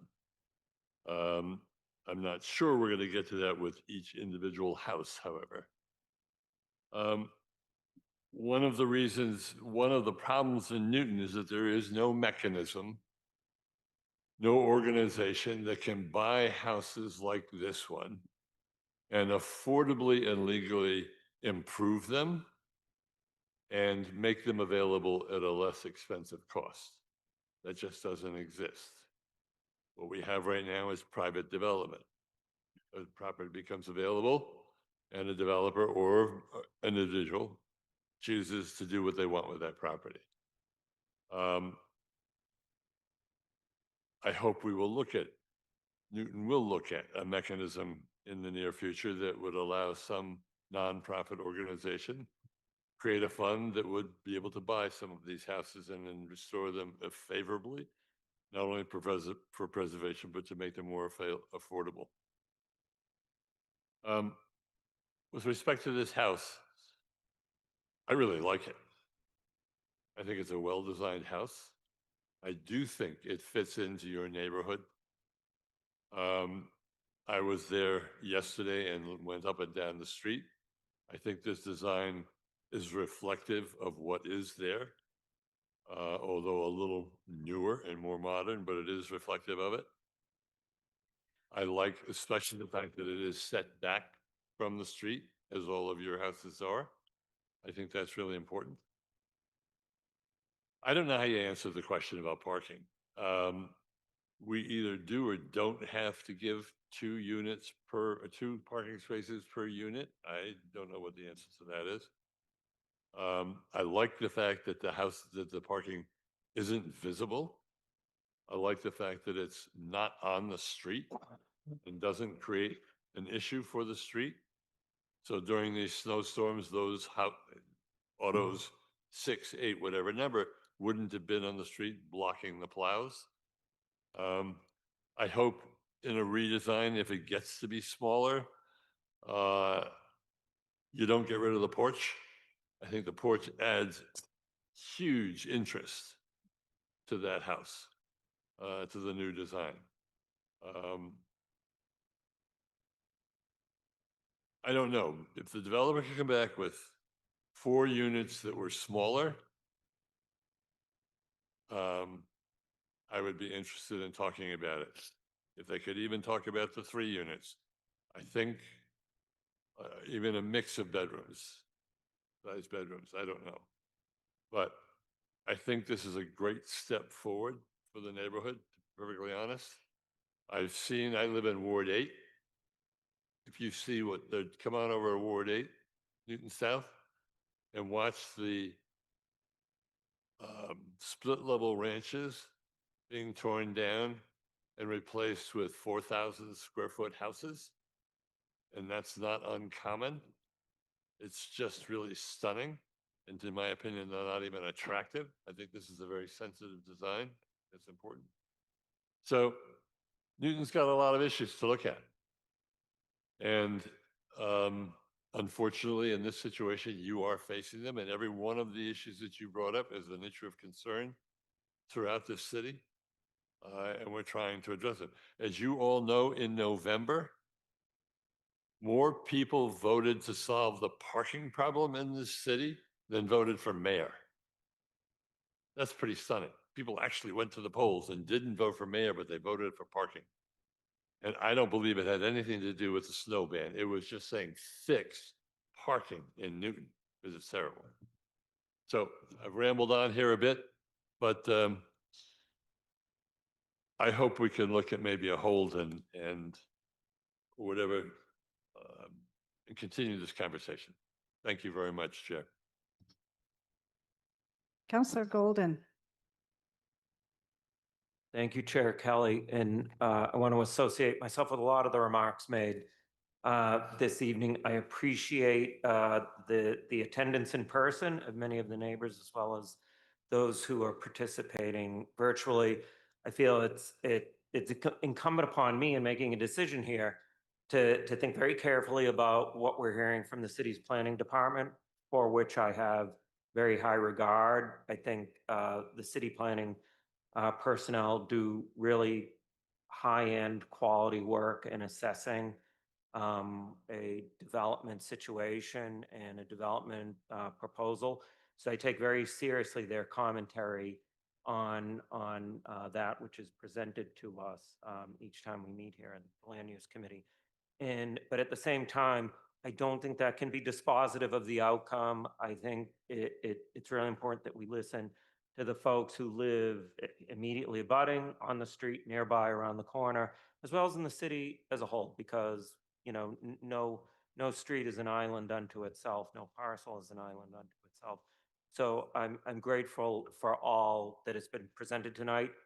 I am concerned about what could occur here as of right, being suboptimal, not interested at the moment in some of the as of right scenarios that we've contemplated, 2 very large units and an ADU doesn't get much for the neighborhood or for the city. It certainly doesn't get us the extra units that we aspire to, and in doing a little bit, hopefully every day, every week, as my colleague Councilor Albright mentioned, this state is almost 250,000 units behind where it needs to be to address demand in a reasonable fashion. So as of right is not very interesting to me. I associate myself with the remarks on 4 units. I would like to see 4 units. That is not a deal breaker for me, but I would like to see perhaps some of the ill effects of units this large mitigated with a design that shrinks the overall envelope and square footage of the project. The design is terrific. It is real quality, so this gives me a certain degree of discomfort that a project that has been so thoughtful in the aesthetics is not as easy to embrace as I would like it to be. But for smaller units, seems to me to be a path forward, a route that I could embrace ultimately. One thing I would like to point out, because this does occur not just in this particular context, but it is a recurring theme in some of the discussions here, the potential impacts of construction on abutting properties. I take those very seriously. I think almost every property that abuts me, my family's home, has been worked on pretty significantly in the past several years. And yeah, when you see like backhoes coming in and mini bulldozers, things like that, carving out new foundations, you have some concern about what it might do to a house built in the late 19th century. But really hard, and I appreciate the concerns. Look, the house is usually every one of us, it may be our biggest investment. I care deeply about that. But that seems to me a job for ISD. It seems to me a job for the building code. And if somehow we get it wrong, then, ultimately there's going to be, an insurance claim, there's going to be a lawsuit. But because there is a theoretical threat posed by construction on one parcel to another, doesn't mean we stop consideration of it. It means we make sure the relevant bureaucracies in the law does its job to protect homeowners. And in the event that there is in fact damage, there is recourse for that. Finally, parking, similar. I share the concerns. This is a lot of moving pieces here associated with the parking, the in and outs in the driveway and the garage, and how much space there is in the garage. I'm leaving that, I think, to the planners, to the engineers who will assess the situation, make sure turning radiuses are correct, parking stalls are the appropriate size, and that egress and ingress from the garage and the driveway is appropriate. I just don't think, frankly, I can make that determination sitting here and looking at a couple of renderings. I'm going to defer to the pros as to whether or not the parking scenario for this development works. But in summation, I want to get to yes. I want to get to 4 units. But I think there is some work to be done on mitigating the potential ill effects of this project. That there is so much good that I think it has to offer, but some more refinement might be appropriate in this case. Thank you very much.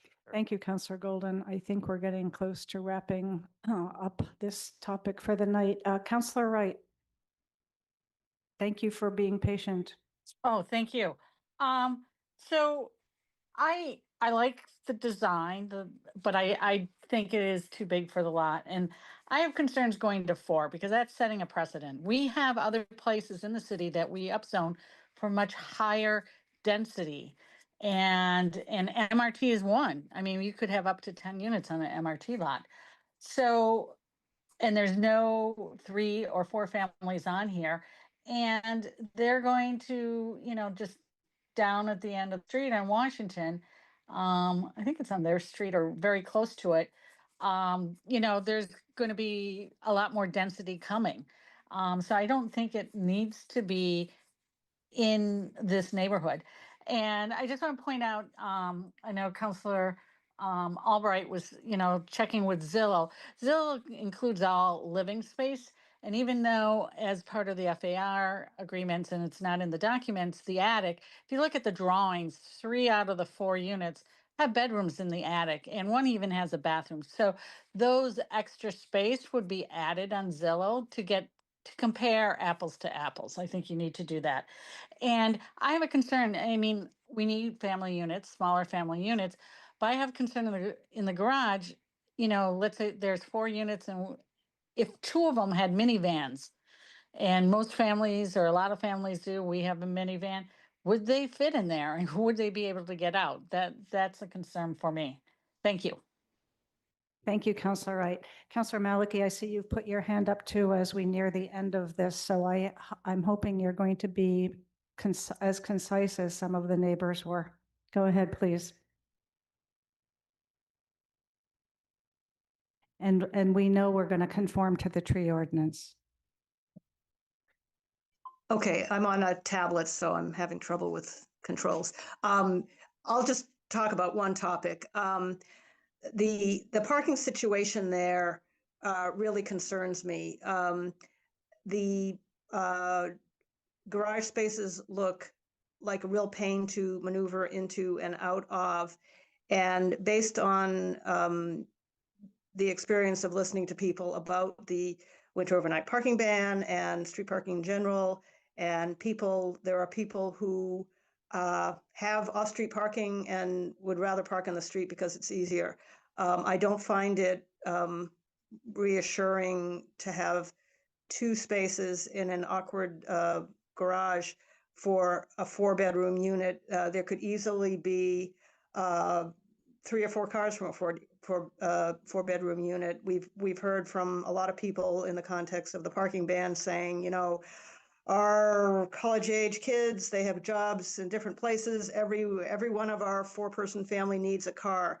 And I don't see any way to avoid having parking from this type of situation spill over onto the street for absolutely most of the year. And then the entire year if the winter overnight parking ban should get overturned in the future. I'll leave it there since you've pretty much covered a lot of my other concerns too. Thanks. Thank you very much. I think that the petitioners have probably heard that there's a little more work to do here, and we've already had a suggestion by the ward councilor that he will make a motion to hold this. But before we get to that, which will be in about 30 seconds, I just wanted to speak to it also so you can hear from every member of the committee. I'm going to reiterate what almost everyone has said, which is that this is a handsome, beautiful design. The house is lovely. These units, as Councillor Albright said, are actually smaller typically than many on the market now in the 1,500 to 2,100 range. That is considered smaller. They could still be smaller. If they came back smaller in 4 units, I would have no hesitation in voting for this. There are a couple of things I'd like everyone to think about, particularly some of the neighbors who made that list of things that you want.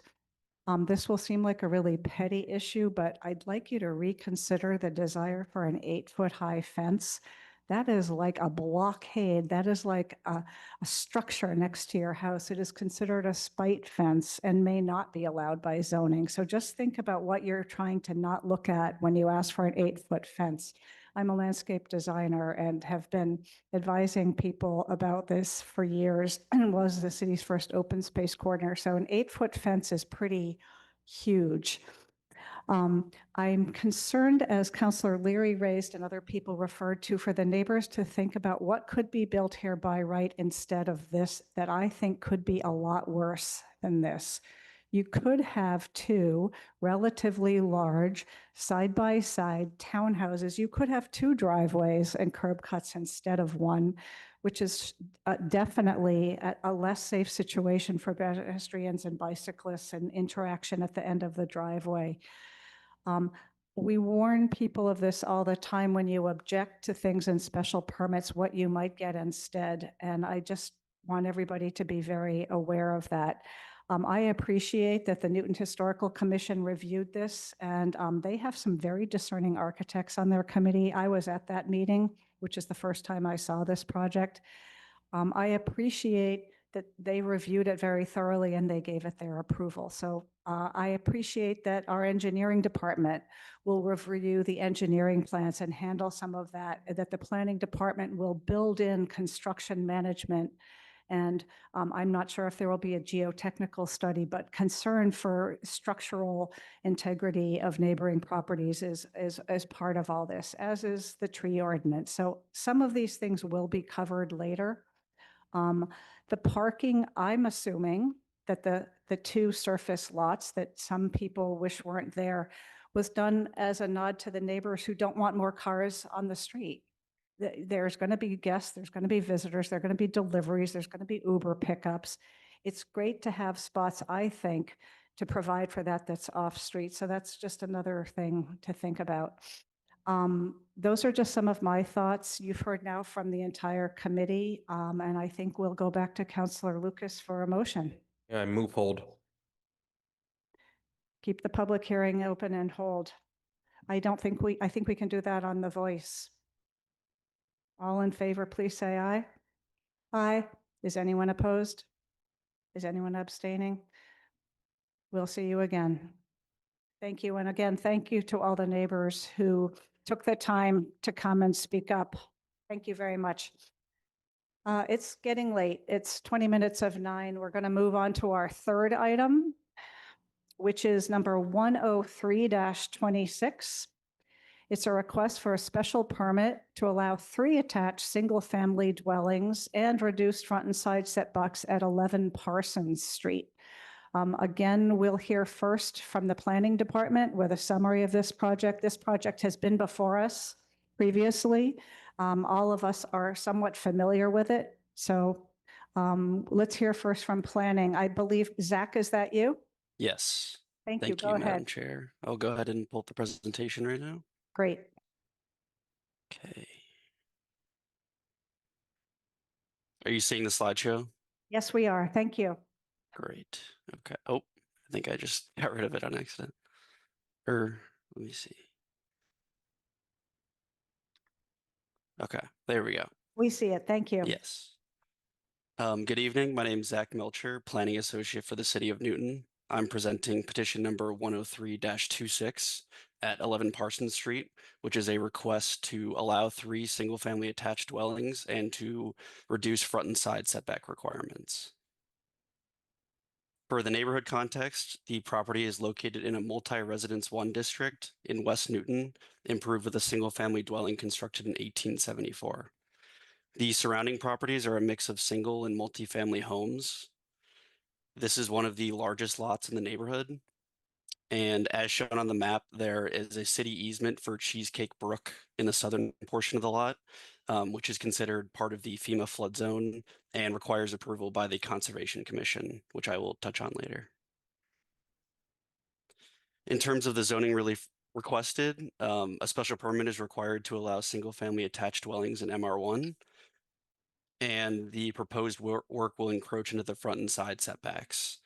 For single-family attached dwellings, 25 feet is required on all sides.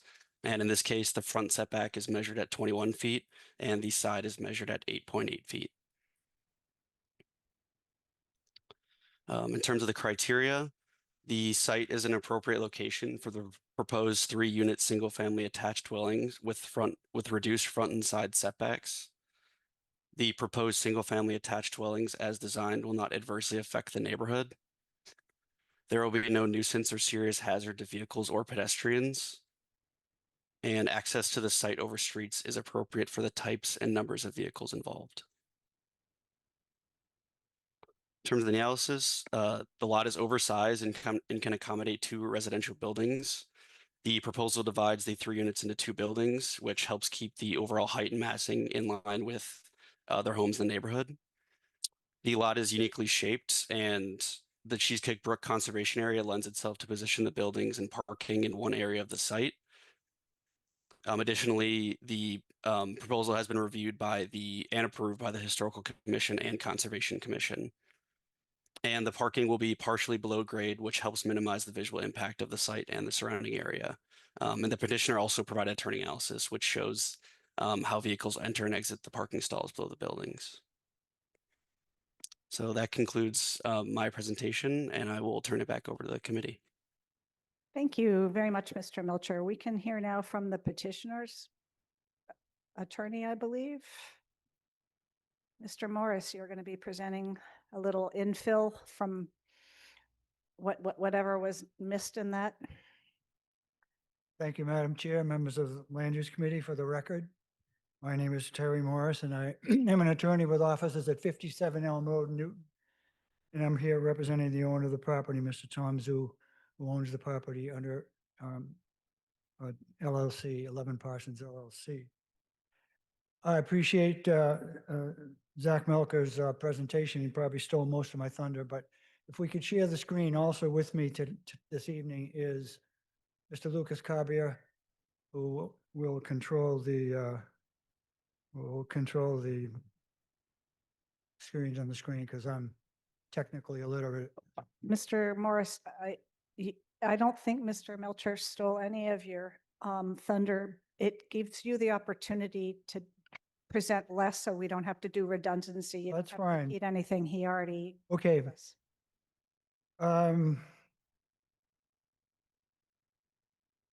I think for the benefit of those members who are newly elected and are serving on the committee, it's useful to identify the fact that this project actually began some 8 months ago as a 4-unit project. Early on in the process, after having our first neighborhood meeting at the site, the decision was made to reduce it number of units from 3 to 2. The earlier proposal provided for 2 units at the front of the site and 2 units at the rear of the site. By eliminating one of the 2 units at the rear, we were able to increase the setback to make it compliant with the requirements of the code, but more importantly, to give more relief to our immediate abutters behind us at 1012 Cross Street. Come up to the first slide, please, Lucas.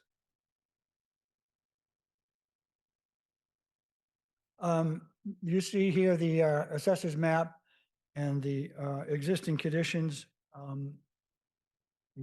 some of which were alluded to in the planning department's presentation.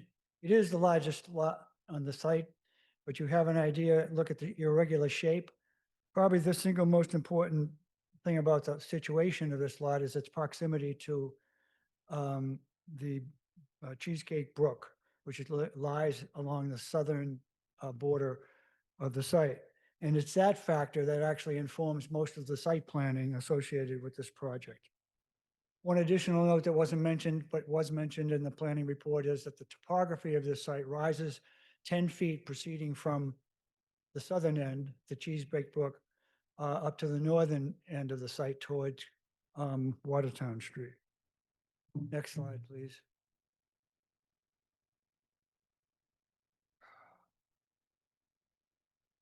This aerial photo, it's a different aerial view than was presented by the planning report, gives you an idea of the heavily wooded nature of the site. One of the important things to note is that virtually all of the treat area along the perimeter of the site is going to be preserved. That's a significant difference when the project first was presented. There were a number of trees at the back of the site, I said adjacent to our neighbors on Cross Street, that were to be removed. One of the additional benefits of reducing the site and increasing the setback was to save those trees. There are only 2 trees that are to be replaced, and there you can see them on the, hopefully you can see them. They're all circled in red. One is in the interior site, just to the left of the driveway on the site plan, as you will see, and the other is located in the front yard. The tree screening, it says on our slide, is to remain on the north and west lot lines and most of the perimeter. Next slide, please. It's important, this is the zoning legend that's usually attached to the part of the zoning plan. One of the important things here is that we are compliant with all of the dimensional controls required for attached dwellings, with the exception of the front setback and the setback on the right setback on the north side of the property. As far as the front setback goes,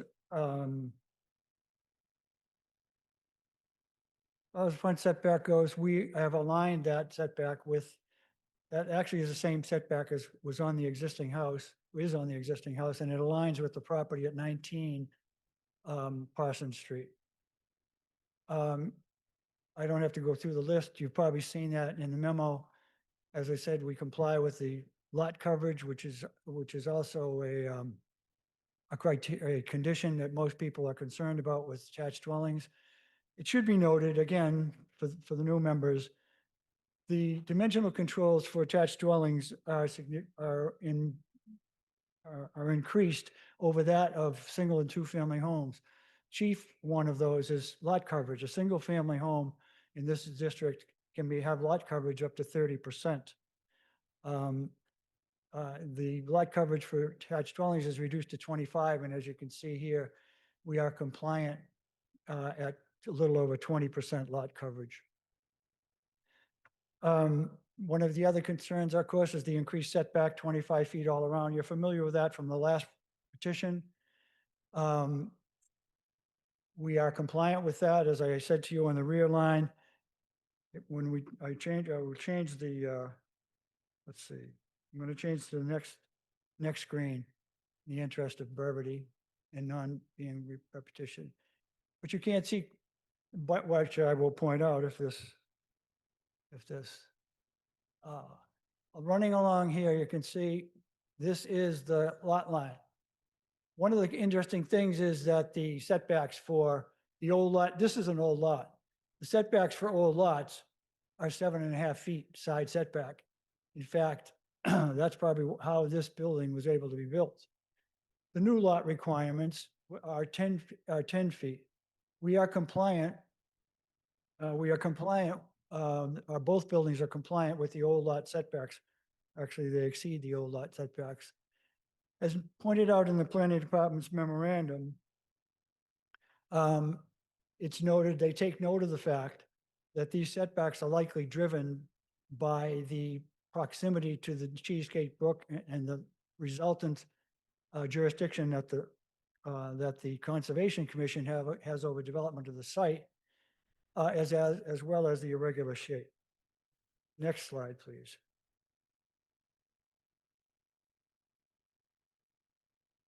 Here it points out what I had said before, and that is that here is the lot line in the back. This is a 26-foot setback. As the chair has pointed out, this project went through the process some months ago and was withdrawn and refiled because of the expiration of the last council. But one of the last issues that was brought up and that the committee had asked us to look at, this is, excuse me, you can see that is an accessory building associated with the property at 826, 828 Watertown Street. The owner of that property actually objected to this, the proximity of our the single-family house that's located at the rear. As a result, we went back to the drawing board and increased that setback so that now there's now a differential between the two buildings of 20.3 feet. We also increased the setbacks on the front house was increased also. Next slide, please. Okay, where are we at here? Site conditions, as I said, a lot of the site planning was informed by Conservation Commission approval, which we went through prior to the special permit process. As noted in the planning department report, there was a benefit to the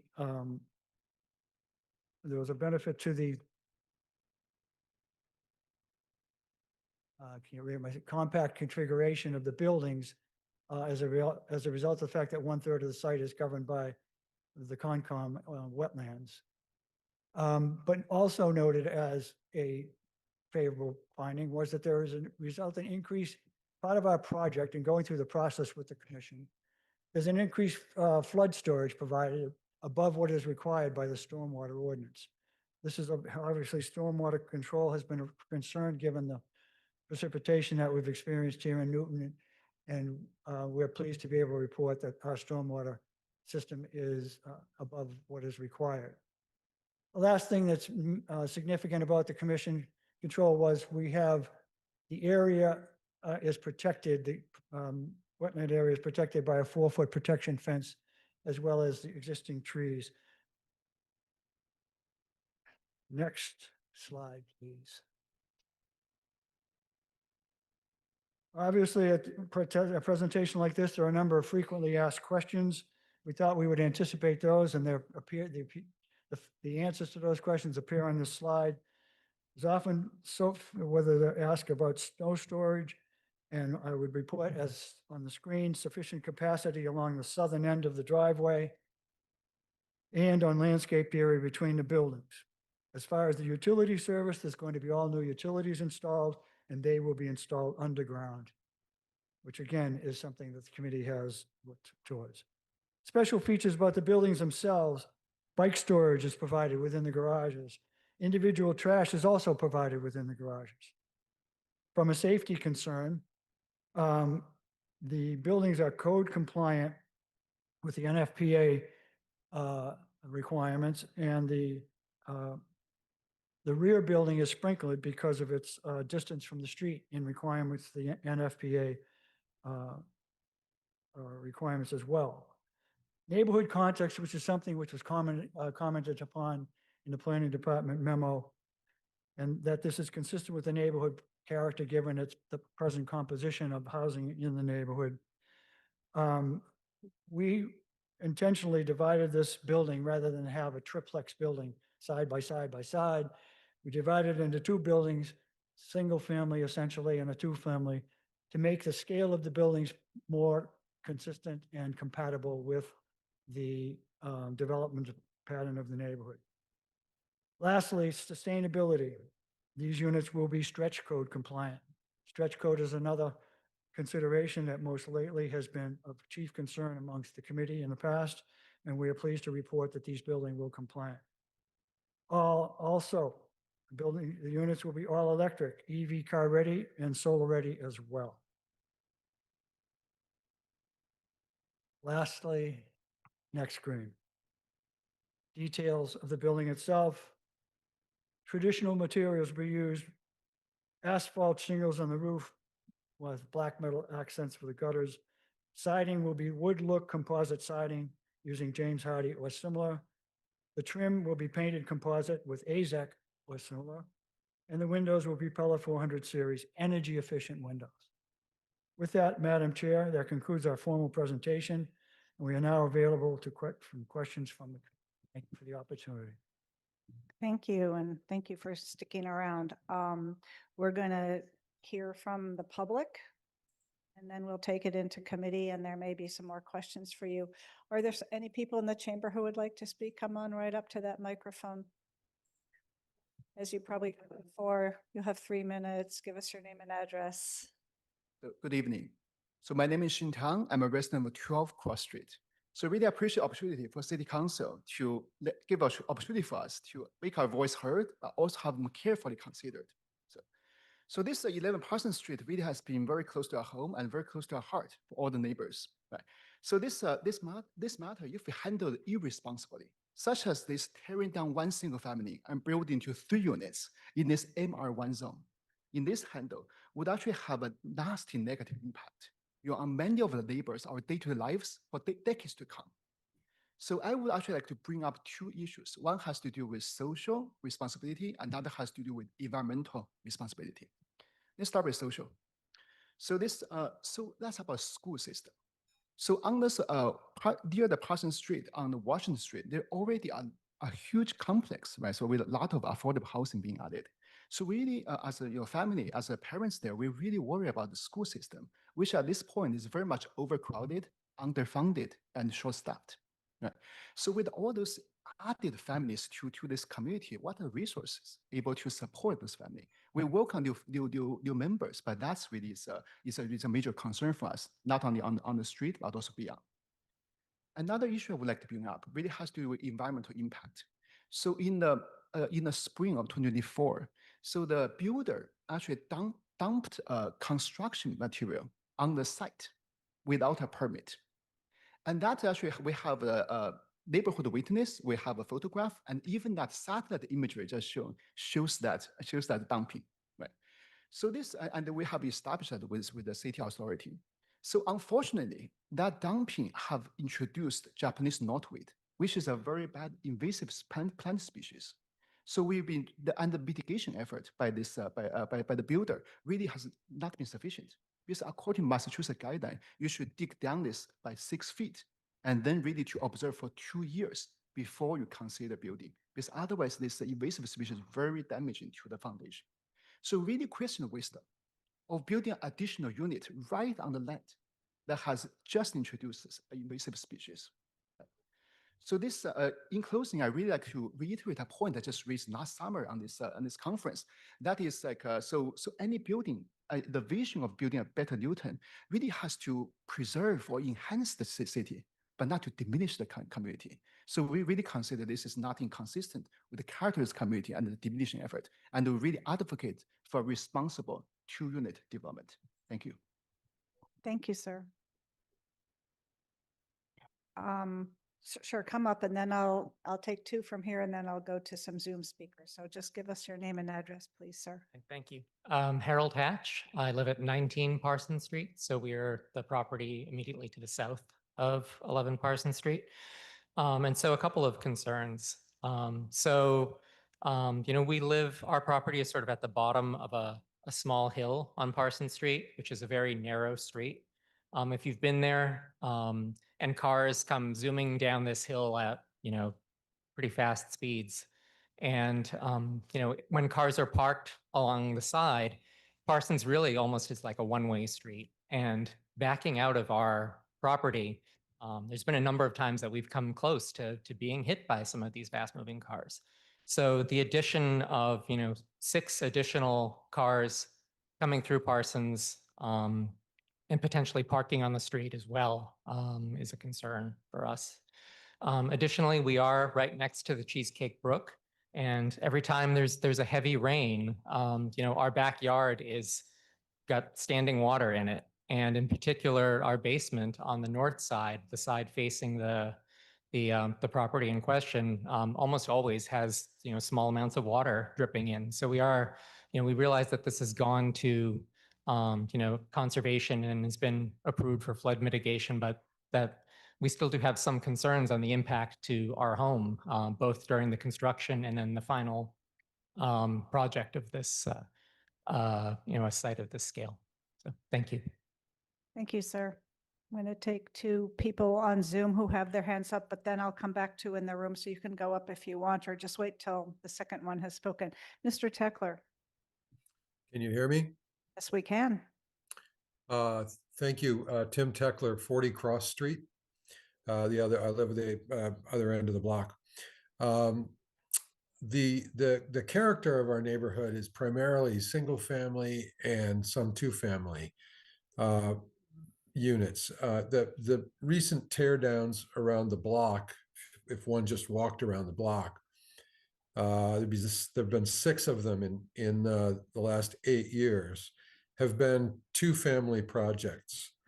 So we're aware this is a large lot, and after the conservation land setback, a 3-unit project is doable, but it's still out of character in the neighborhood, and inconsistent with the context of the neighborhood. I think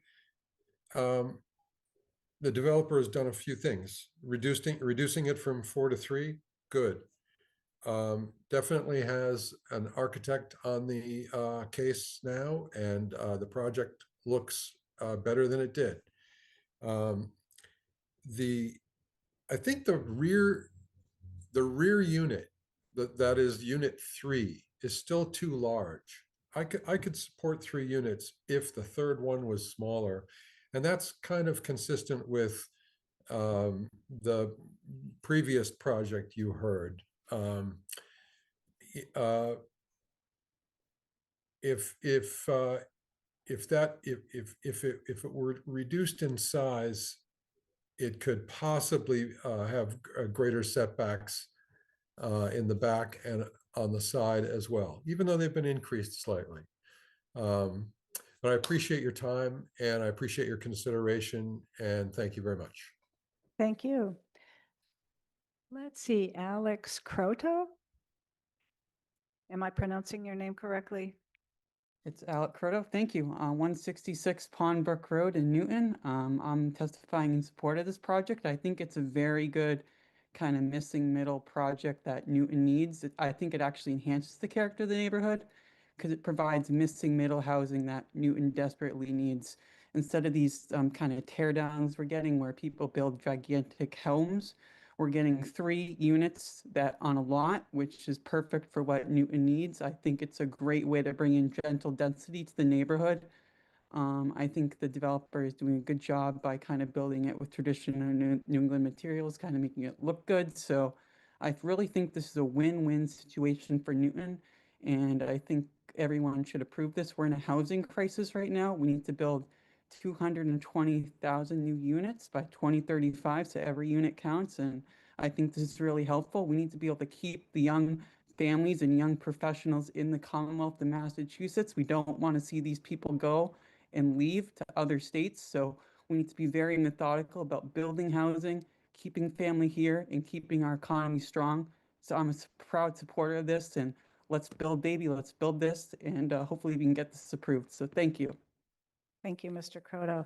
Let's give a chance again to the people in the chambers. Just come up to the microphone. Thanks. Hi, everyone. I'm Sharon Herrick. I live at 814 Watertown Street. So the back of my property is across the street from how you'd enter this property that we're talking about today. First of all, thank you for being here and hearing us out. I'm absolutely in favor of additional housing in Newton. I bought at a time when my house was much cheaper than it would be today. So I want there to be opportunities for young families. I was those and I benefited from those lower prices. I do think our community is going to be really taking the brunt of a very big building that's happening just down the street on that's not Watertown, Washington Street. So we're going to have a density of cars. And I feel like the town hasn't really planned for the infrastructure that needs to support all of the families and cars that are all of a sudden going to be on our streets. I think a huge issue that the project before us you heard about, and I certainly am feeling with still teenage kids walking to Newton North, is how quickly some of these side streets, how quickly cars come through. And I see it every single day with cars zooming down the street to avoid traffic throughout town.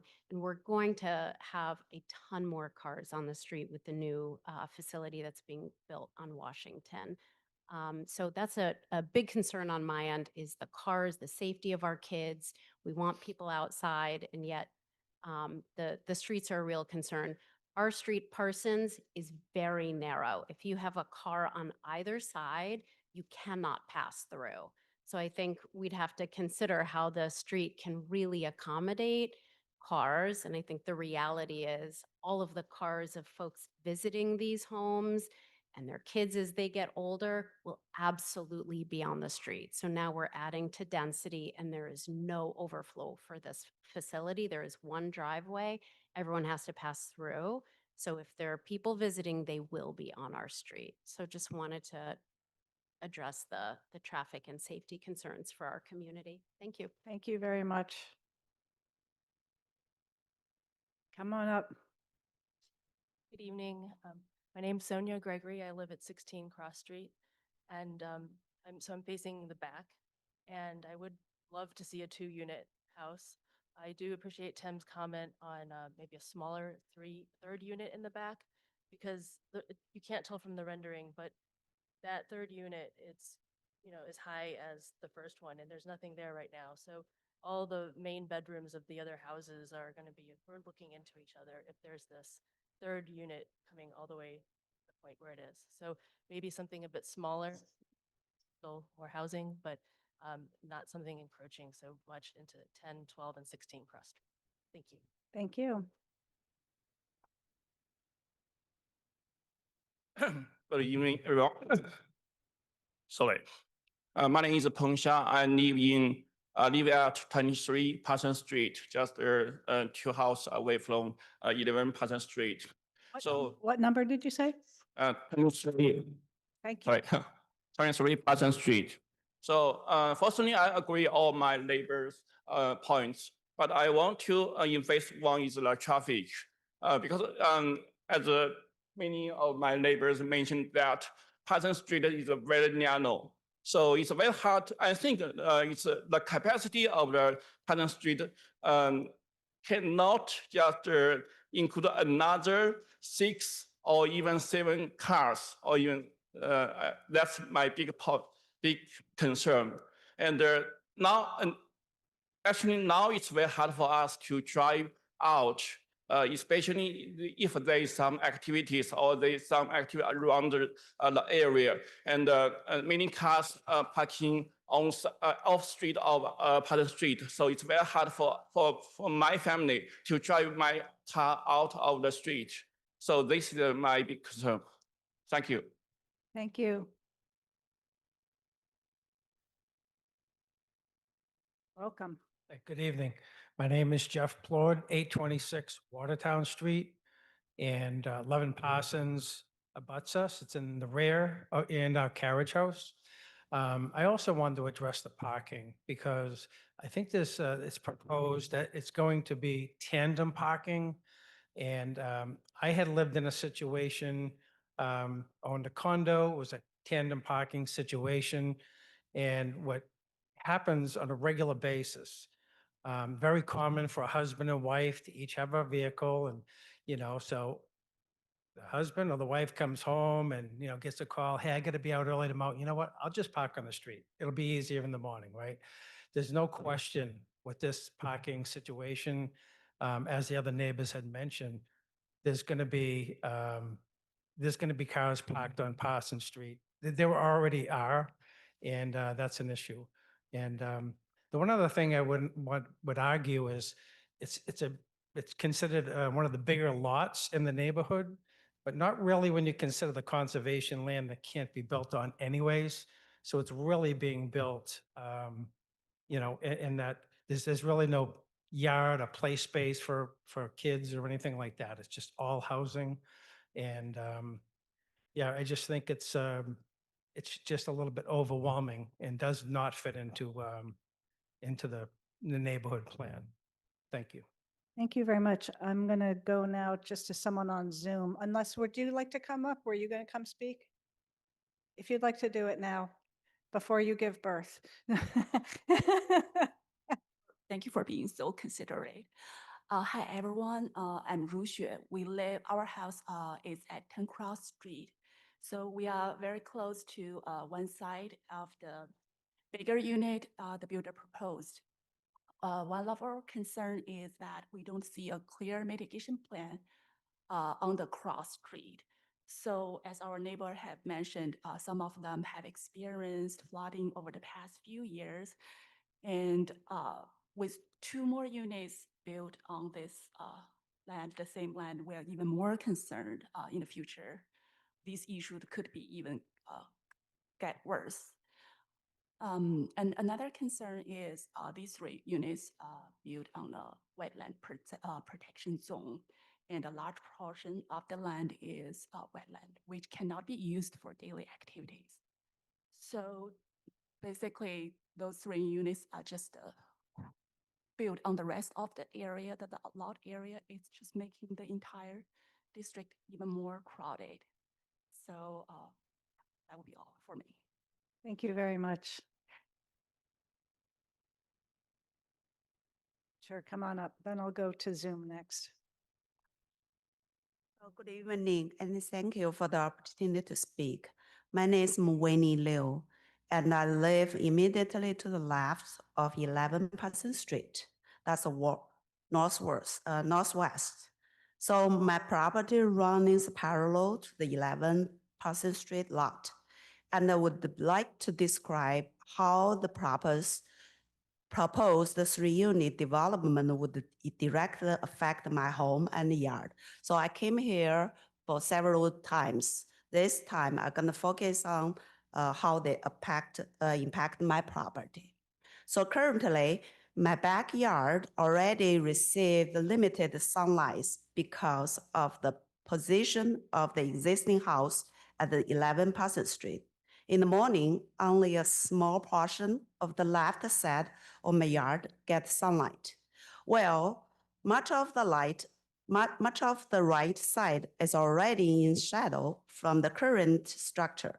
Around midday, the sun reached the right side of my yard and the southern side of my carriage house. The carriage house on the back of the yard is a historical carriage house, which sit on the back of my property and face my yard, as the same way as 11 Parsons Street. This midday sunlight is very important. It's essential the only time when a large part of my yard receive light, allows the yard to be usable, support plants and grass, and contribute to the overall livability of my property.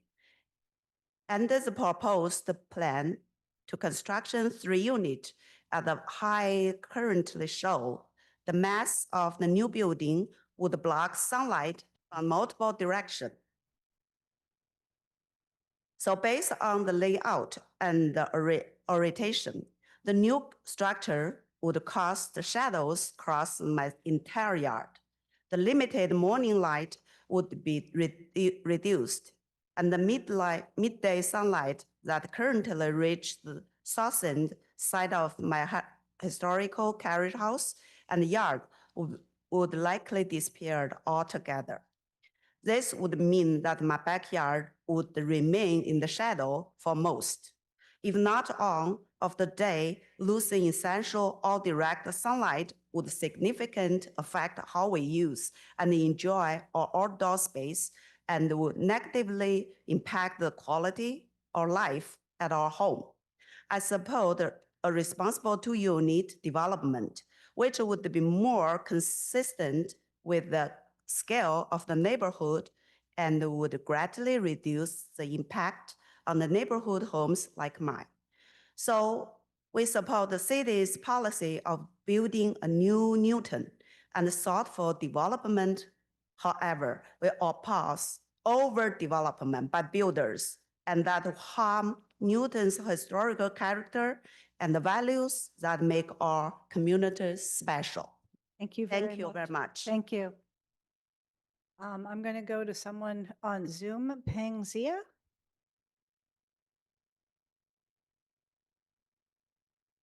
Peng, are you there? Do you want to speak? And if not, right now, I'll come back to you. Are you there? Oh, yes. Need Oh, to figure out how to unmute myself. You Hello. are unmuted. There you go. Okay. Hi, I'm Manny Shirley. I live on the other side of the Cheesecake Brook, so I can see the from the outside. My building is kind of unique. So if you guys remember to see it from the bird eye view, mine is the one like square next to the creek, but going to my place is very narrow driveway. So I also view the floor plan for the builder. But the way they can drive for the new tenants living in the place to drive in and drive out, it kind of very hard. So by the fact that, can you be quiet, please? So by the side of the Parsons Street, in order to drive all the way into their driveway, the new building driveway, they have the car have to go all the way to the on their side. So if there is any car parking on the Parsons Street, it will be so hard, almost impossible for them to get in and out for the new tenants. So I suggest the planning to get a larger parking spot of wider driveway to do that. They may even need to build up some on the street spot, like the previous proposed, to have some, like to save the spot for delivery or Uber. That's the way like the Parsons Street can go in and out. Thank you. Okay, thank you very much. Arto? Yes, how are you? I am a neighbor and I support this project. I am number 38. I'm like 2 houses away across the street. And what's your name? My name is Arto Dermovsesian, Thank you. 38 Parsons. So I think it fits with the neighborhood. I think the architect did a fabulous job. The front of the house looks amazing. Next door, I think it is a 3-unit, 3 units on that property. There's a carriage house and there's a 2-family. So I think it fits pretty well with the neighborhood. I think the developer did a pretty good job. A couple of houses away from that one, quick, fast, clean. We had no issues with that developer. Like that was like literally across the street from me. So I support the project. I think it's going to be great for the street. I think it's going to be great for the neighborhood. And as everybody knows, I think we need more units, and I'm all for it. Thank you. Thank you, sir. Is there anyone else in the chamber who would like to speak? Sitting on those uncomfortable wooden seats? No, if not, we'll come into the committee. Or Mr. Morse, did you want to respond to any of those comments? And then we'll take it into committee, or would you like to wait and respond to all of it at once? Good idea. Okay, excuse me? No, of course not. Let's see what questions or comments the committee members might have. Anyone?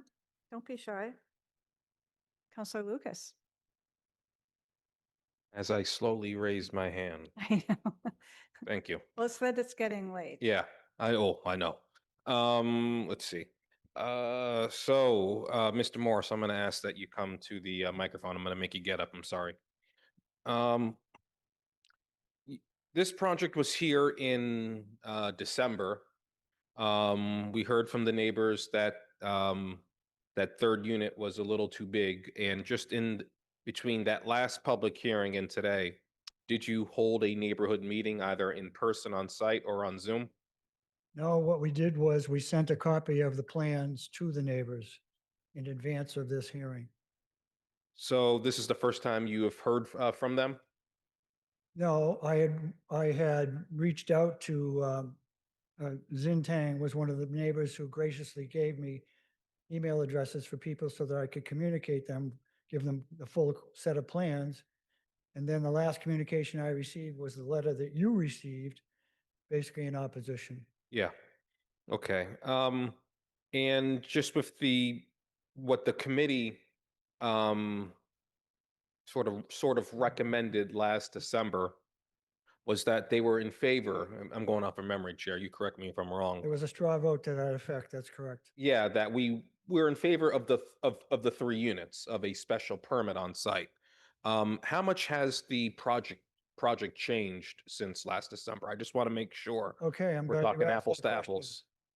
apples. There was a 10% reduction in the volume of the unit 3 and an eventual shrinking of the footprint, which allowed us to increase the setback.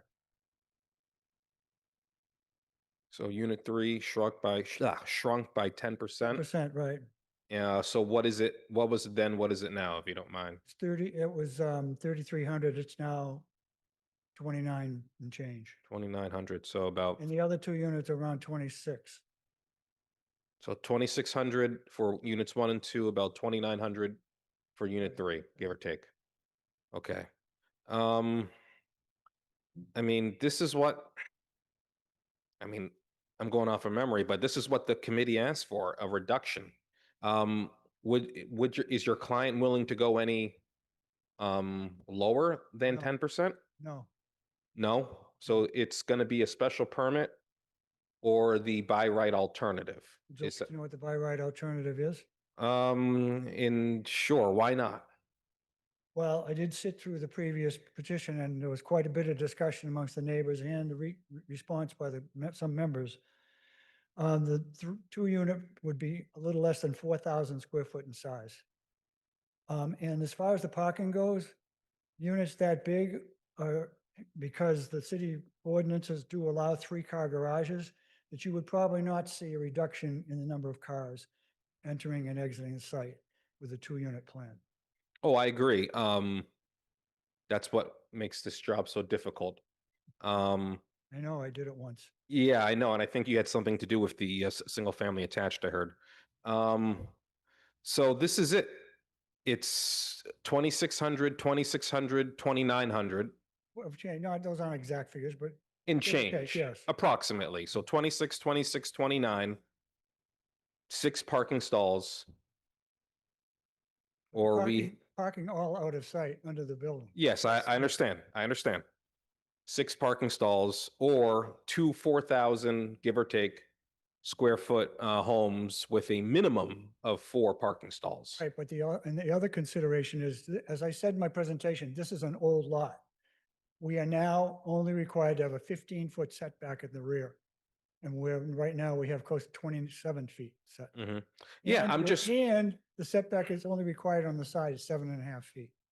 yes, that's right, old lot.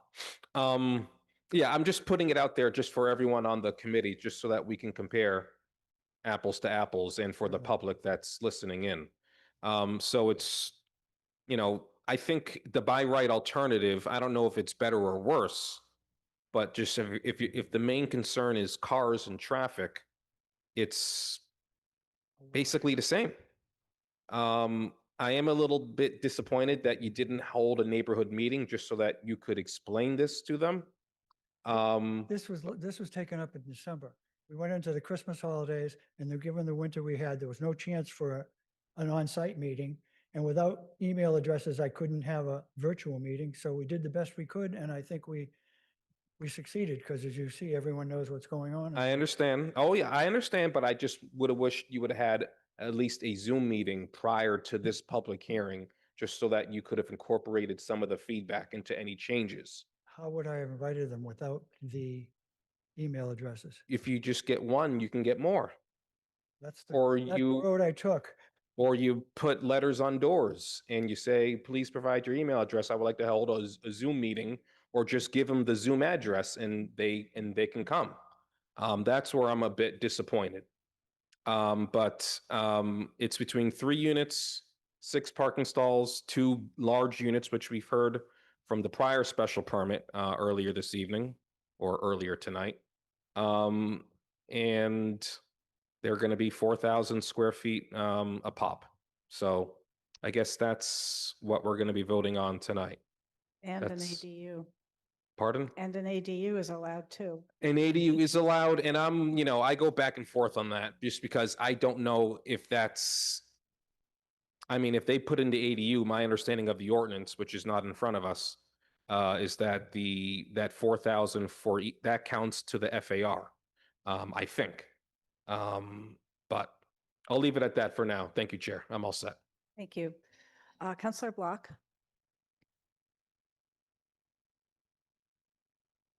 Thank you, Chair. I want to follow up that question about the ADU. So this is a question for planning. Should we approve what's before us tonight? Can an ADU be built in addition to what we approve? And could the ADU be built by right? Are you sorry, this is Katie Wewell from planning. So are you asking, should the committee approve this petition, whether an ADU would be allowed in the future? Yes.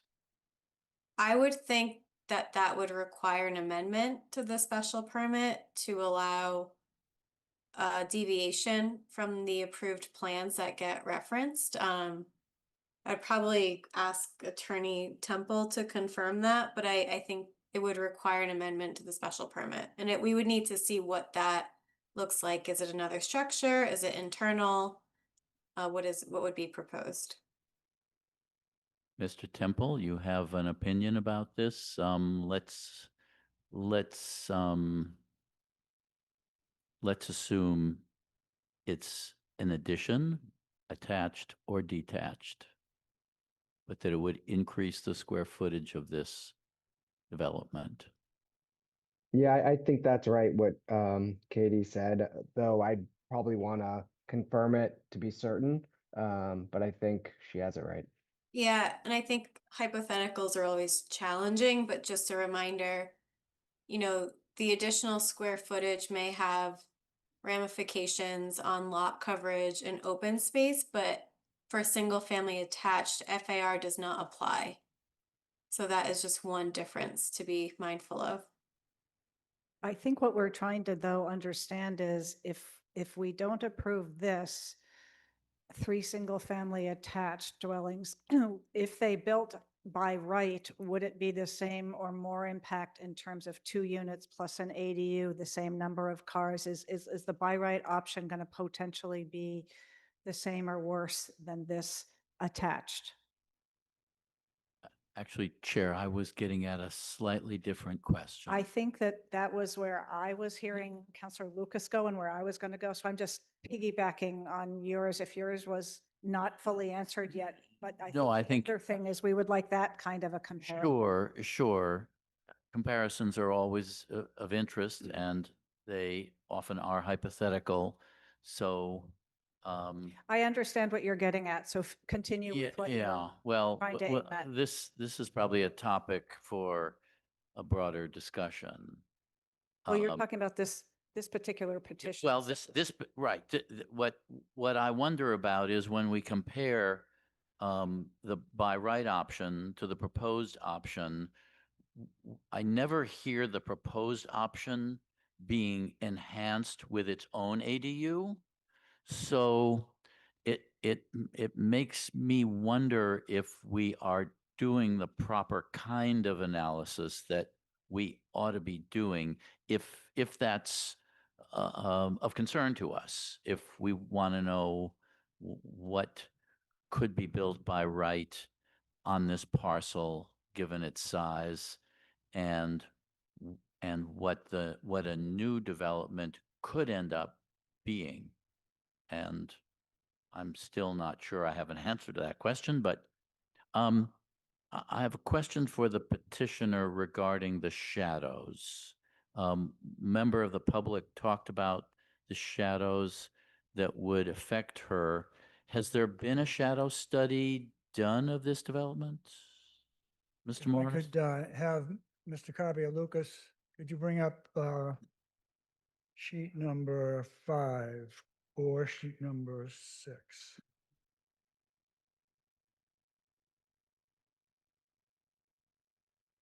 Probably sheet, okay, well, I would say sheet number 6, it's clearer. All right. The sun rises east to west, correct? This building is oriented north-south. I suggested it's so that means that the sun is rising in the east and going this way. It's Mr. not going Morris. to cast any shadow. That's the perimeter. That is the outline of that carriage house that was described to you on the adjacent property. So as the shadow moves, you can see the orientation. It's virtually impossible for that new unit 3, the building, second building, to cast a shadow on that house. Mr. Morris, I just asked if you had a No, shadow I'm study. just giving it to you for presentation right now. All right. It's not a shadow study, Mr. No. Morris. I know you know what a shadow study is, and they're not, Correct. they're not expensive either. They're just, Given what I Yeah, just yeah. told you, there was no basis. It's sort of We like, had this conversation in December, and it appeared to us all at the time that it would, given the orientation and where the sun rises and sets and where the structures were and planned to be, that it would not be possible for this unit 3 to cast a shadow on that. So I don't believe that we requested a shadow study, given that it made sense to look at it as Mr. Morris just showed it to us. So there was not a shadow study requested. thank you, You were Chair. here in December too. Yes, I was here in December too. That doesn't mean I remember everything that we discussed at that meeting, but in the spirit of listening to abutters, this would be the kind of thing which perhaps could get discussed and explained ahead of time, which Counselor Lucas referenced just a few minutes ago. Well, I'm very sympathetic to the neighbors who are concerned about the safety of their street and the traffic congestion that this kind of density will generate. And I'm not happy about the way in which this city seems to want to build as densely as possible and then decide that, well, we don't really need as much parking, so so it'll be okay. Or we allow the parking to be built, but the congestion just worsens. To paraphrase one of my fellow counselors, we have a parking problem in this city and we don't seem to be grappling with it. And I think that's very unfortunate. So I'm not really happy with this development. I don't know how I'm going to vote on it, but don't think it's an unfortunate trend that we're facing. Thank you. Thank you, Councillor Block. Councillor Leary, followed by Councillor Farrell. Thank you, Madam Chair. I don't think this project is unreasonable. I will just, some of the things that I heard, I understand some of the neighbors are concerned about it. But I think they would be concerned about the by right project as well, or you know, something similar. It's always disruptive to go through major, you know, development on your street. My street, Chapel Street, is also a cut through to Watertown Street, and on my section between Green and Watertown Street, 11 houses have been totally demolished and rebuilt. So, and some of it's actually an improvement. And it's part of sort of the life cycle of the city. You know, we are struggling with traffic like most other areas, and that's goes way beyond what we can do. We're working as more as the whole metro area in terms of trying to mitigate traffic. And the way to do that is to give people other options. But that's a whole other issue. You know, that's why I was in favor of the bike lane on Washington Street, safe pedestrian bicycle, that helps. And I think people have heard me say this, so I won't keep going into it. I did want to address one neighbor who said they were concerned about overcrowding of the schools. We actually have the opposite problem. Young families cannot afford to live in Newton. We're building beautiful new schools. Lincoln Elliott just opened. We're going on to Countryside and Franklin, and our school population is plummeting. We actually need more young families to move in, and the way to attract families is to build more diverse housing, smaller units, more accessible units. We actually had a family who was multi-generational who spoke earlier. So it's a complicated issue, and we have to welcome more people to our community, and it helps our businesses too. I was just at a Charles River meeting. It was a discussion in Watertown actually on the biotech and the amount of commercial zoning they have. And they built a brand new high school, $220 million paid cash, another school as well. They're very much in the black. It is a little different community ours, but we do need to expand both housing, and we need to expand our commercial tax base if we want to grow and as a city, and if we want to avoid overrides. So I'm always looking at the long picture. But I don't see a reason to deny this project. It's 3 units. They're asking for minimum relief. The side setback, let's see, the side setback, the required is 25 and it's proposed is 12 feet. Though that is less, if it was a by right project, the setback could be 7.5 feet. And the front setback is required 25, proposed 21. And it's 3 units, and that's what we were asking for the prior project as well. And it is a large lot, and there is going to be a lot of open space on it.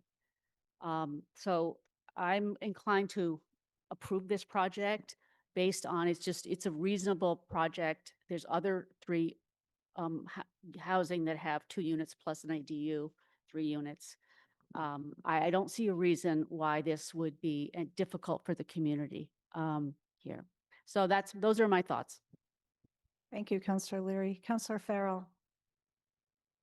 Thank you, Chair. Just a quick question. Where's the north on this? To the right. Thank you. That was an easy one. Councillor Roach. So I don't love this project, but I love the by right alternative even less. I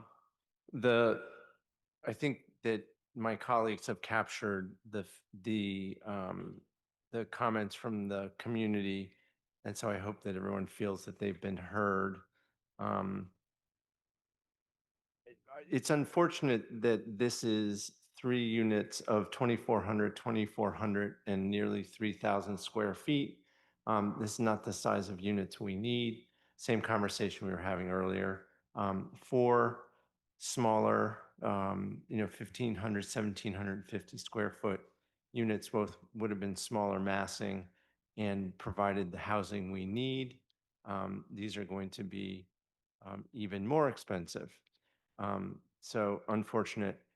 I don't love the right setback, and I'm using right, the north setback, not just because of its proximity to its neighbor, but that's going to be a very mean entry and exit experience to the homes, which is unfortunate. The other thing is, I don't love this approach where the front unit, which is independent of that the front entrance to the front unit isn't on the street, and so you end up with this kind of faux treatment on the ground floor that kind of looks like an entrance, but is really a side window to living space. So if we're voting on this tonight, there's nothing to do about it, I guess, but it just seems unfortunate that there's not a front to this building on the front of the street.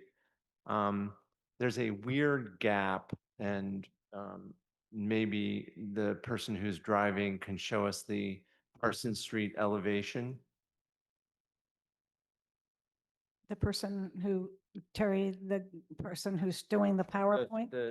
The Parsons Street elevation. The elevation that's. The facade from Parsons Yes. Street? Okay, so this is perfect. There's this gap at the bottom left hand, or it's really right just above the stone, where from the street you can see into the parking. Is there any reason that there has to be that gap? Can that be closed up? I think there's going to be landscaping planted in front of that. Okay. It doesn't need 6 spaces either. I would encourage to unbundle the spaces, as with all of these. And then if there's any, I don't know if the Conservation Commission talked about vegetating the Cheesecake Brook through there instead of having the concrete. Did they discuss that? Yes. And is that a condition? They have set a number of conditions upon their review and approval of this project. Perhaps, Mr. Morris, you could talk specifically. If they did, in the interest of time, They did. I'm going to yield on that point. They did. And I trust their review. Yeah. So again, I think this is, fairly undistinguished project. I wish it were smaller with more units. And I encourage the neighbors to to understand and get information about the by right development, which would be worse. I will support this, but reluctantly. Thank you, Councilor Roach. Madam Chair, if I could comment on Councilor Roach's observation. He actually corrected me. The size of those other two units is closer to 2,400, not 26. I misspoke. So they're actually smaller than what I had reported to you, Councilor. Sorry for the error. Thank you. Would any other Land Use Committee members like to comment on this project who haven't spoken so far? Yes, Councilor Lucas, what would you like to say? Oh, thought you wanted a motion on this. I was going to say, because this is in my ward, I would like you to make the motion, but I think I'll make a couple of comments about it. I have to say too, I don't love it. I did love the look of the last one, but we don't really judge things on look here. That's not one of our criteria, is to evaluate the architecture or our subjective sense of it. I don't love it. I do think they're bigger than they need to be. However, this project has been before us now numerous times. And honestly, like Councilor Lucas, I do think it would have been helpful to have had some kind of a meeting where some of these changes could have been explained, whether it was on Zoom or not during a snowstorm or not on site, but somewhere outside. I think that would have been very helpful here. I think that this petitioner has done everything we've asked of them in the past. They have reduced the size, they've moved the setback. They have done everything we've asked. It's not an ideal project, I don't believe. I also don't think that one additional unit, say 3 versus 2, is truly going to affect the traffic on Parsons Street in an extreme way, the way some neighbors are concerned. I don't see that happening anywhere when one more unit suddenly causes excessive traffic. I hear what the neighbors are saying about the difficulty of pulling out and all that. I also live in a situation of tandem parking, and it is inconvenient. It's true, it is. But given how much we've been through this and the changes they've made, I would vote for this tonight. Again, although I don't think it's an ideal project, I think it's an okay one that has done everything we've asked of them. Because it's in my ward, I'm going to let Lucas, Councilor Malachy. Thank you. I was waiting for you to invite questions from people not on the committee.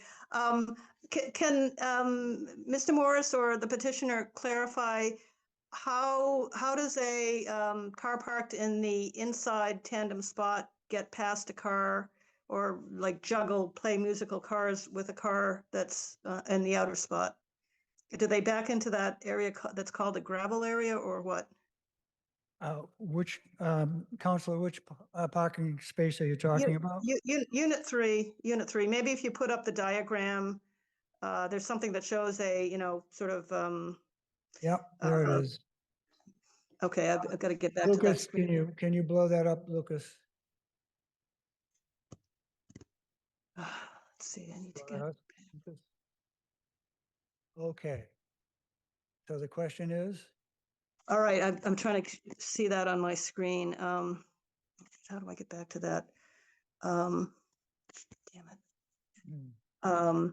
All right, I'm doing this from memory. There's the regular driveway. There's the sort of the paver section.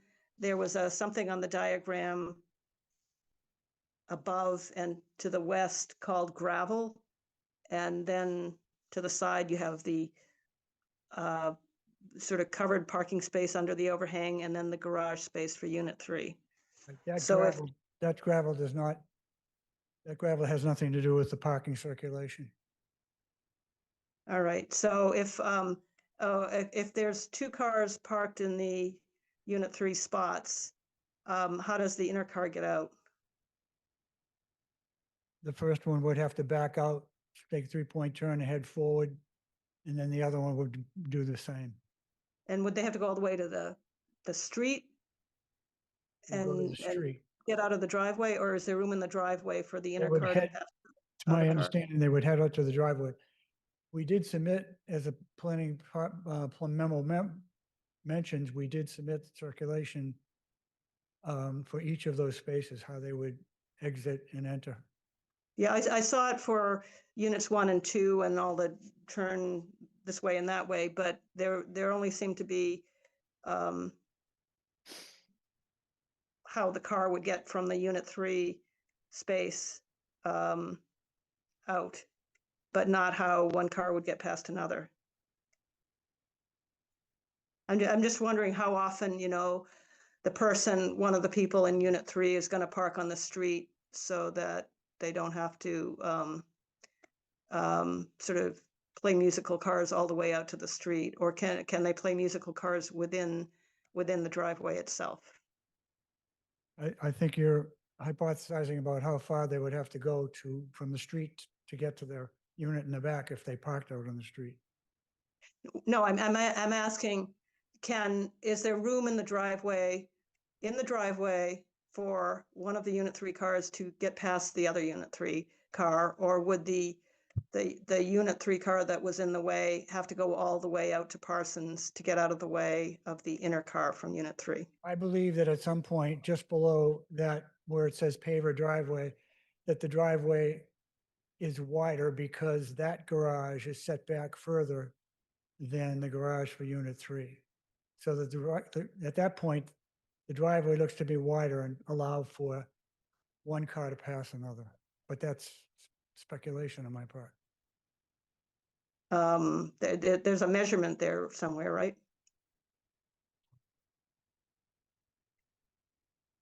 Yeah, you can see there for units, at some point that the driveway is wider. Mr. Morse, are you suggesting that when the car that's to the rear could pull out, come forward, move over into that widened space where the other driveway of unit 2 is, and then the car that's in the garage of unit 3 could come out, and then the car from unit 3 would move back into the driveway space? Yes, that's what I'm suggesting. But we don't know for sure. Well, it looks possible. All right, I'll try to study the dimensions. There, between this drawing is not dimensioned that I can see. There might be another one in the packet that is, but I don't see dimensions on this. Is there another drawing of the parking garage that has dimensions, Mr. Morris or No, Lewis? but I'm saying, you look at those parking spaces are dimensioned.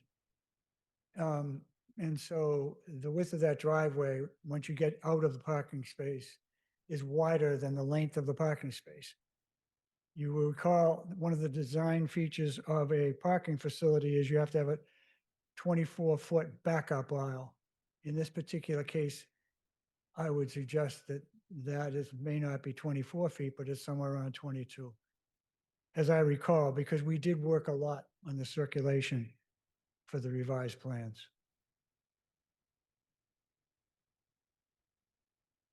Doesn't the site plan have a dimension for the width of the driveway?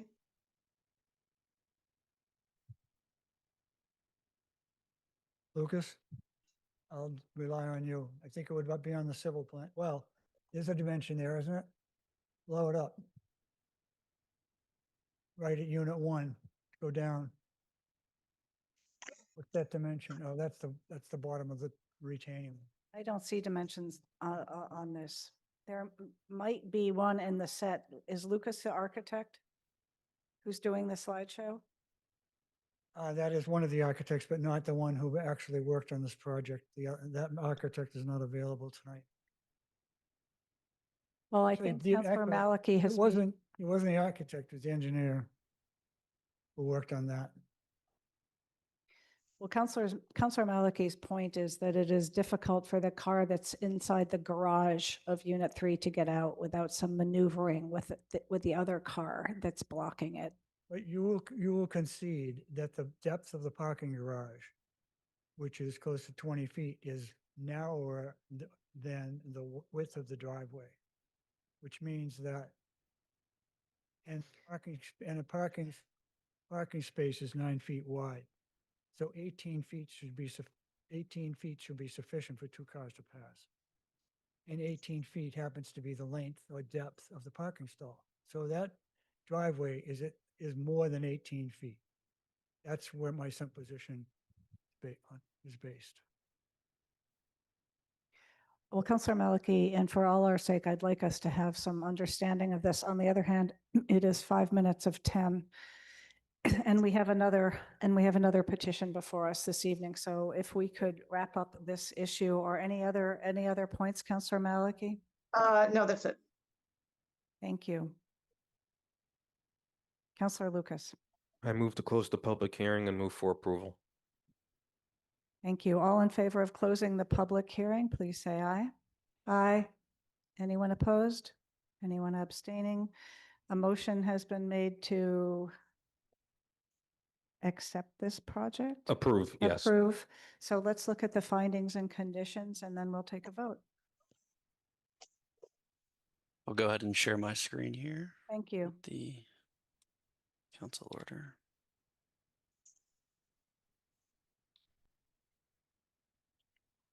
Okay. Oh, keep doing that.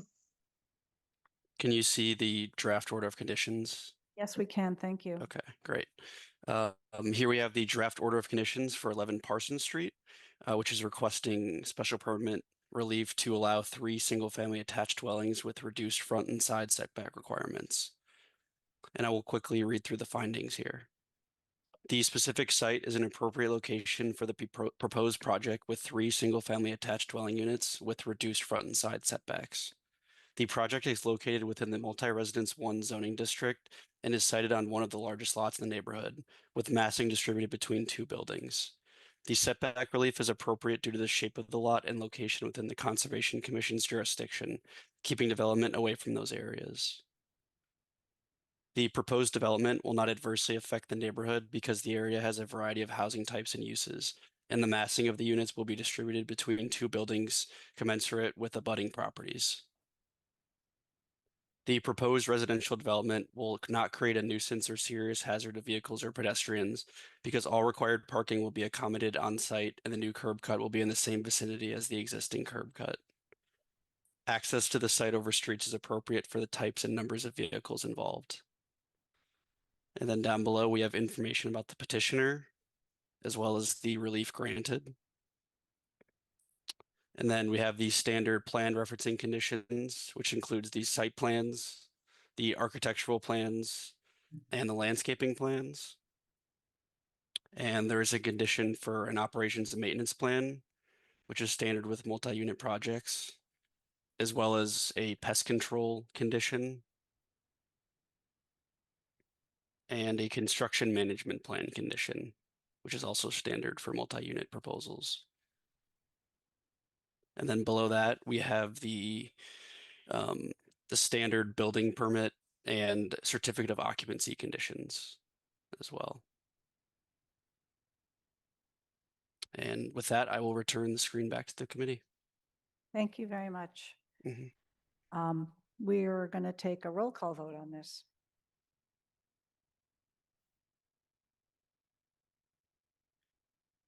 Councillor Leary. Aye. Councillor Lucas. Aye. Councillor Block. Abstain.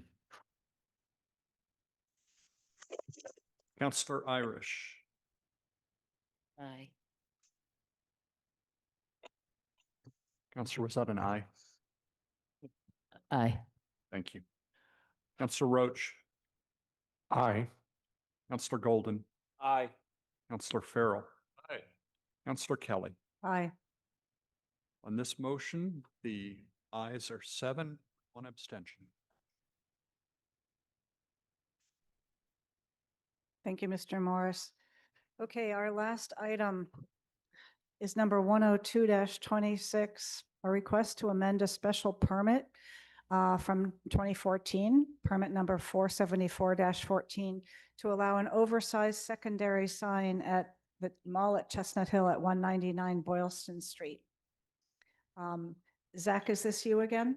Yes, I'll go ahead and pull up the presentation. Thank you.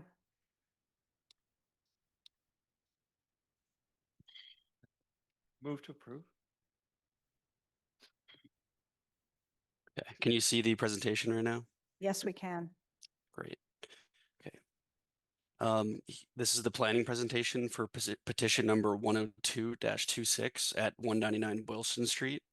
The petitioner is seeking special permit relief to amend special permit 474-14 and to allow an oversized secondary sign. The property is located in a business use 1 district in Peru with a shopping center, which was constructed in 1972. This lot is one of 3 lots that make up the Chestnut Hill Mall. In terms of the zoning relief, this is a request to allow an oversized secondary sign. Because there's an existing freestanding sign at the property, this proposal counts as a secondary sign, and secondary signs have a maximum square footage of 50 square feet, and this one measures at 202, which requires relief. For the criteria, the site is in the business use 1 zone and is an appropriate location for the proposed sign. The proposed sign will not adversely affect the neighborhood. The proposed sign will not create a nuisance or serious hazard to vehicles or pedestrians. Access to the site over streets is appropriate for the types and numbers of vehicles involved. And the proposed exceptions to the sign ordinance should be permitted and are appropriate due to the nature and use of the premises, the architecture of the buildings, or their location with reference to the street is such that such exemptions are in the public interest. The UDC reviewed the proposal and recommended approval in November of 2025. The sign is consistent with the intent and purpose of section 5.2.1 of the zoning ordinance, and it will improve orientation, visibility, and legibility at the site without creating traffic hazards or adversely affecting the visual quality of the area. And that wraps up the presentation. I will go ahead and stop sharing my screen. Thank you, Mr. Melcher. Is there someone representing the mall at Chestnut Hill online who would like to speak to this? Yes, Madam Chairman. My name is Camille Watson. I'm with Integrated Sign and Graphic located at 5801 King Post Court in Lexington, Kentucky. And I will be speaking about this project on behalf of the shops at Chestnut Hill located at 199 Boylston. May I share my screen? Yes, please go ahead.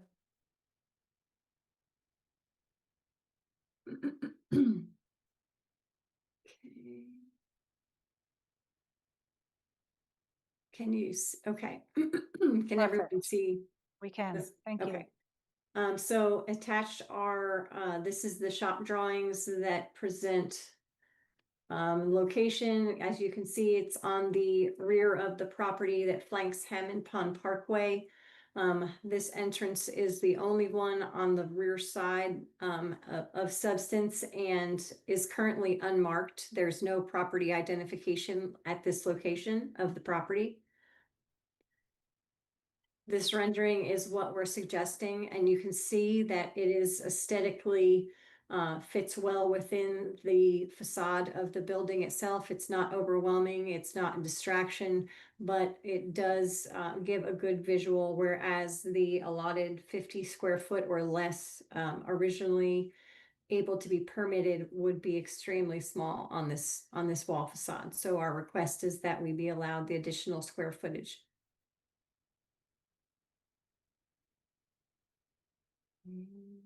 I'm going to show you one more image. Can you see this photo? Yes. Okay, so these are the actual current conditions at this part of the property. And as you can see, there is very little. There's one tenant identification under the canopy, and this area could benefit for pedestrian vehicular traffic if we could identify the entrance at a little bit larger size.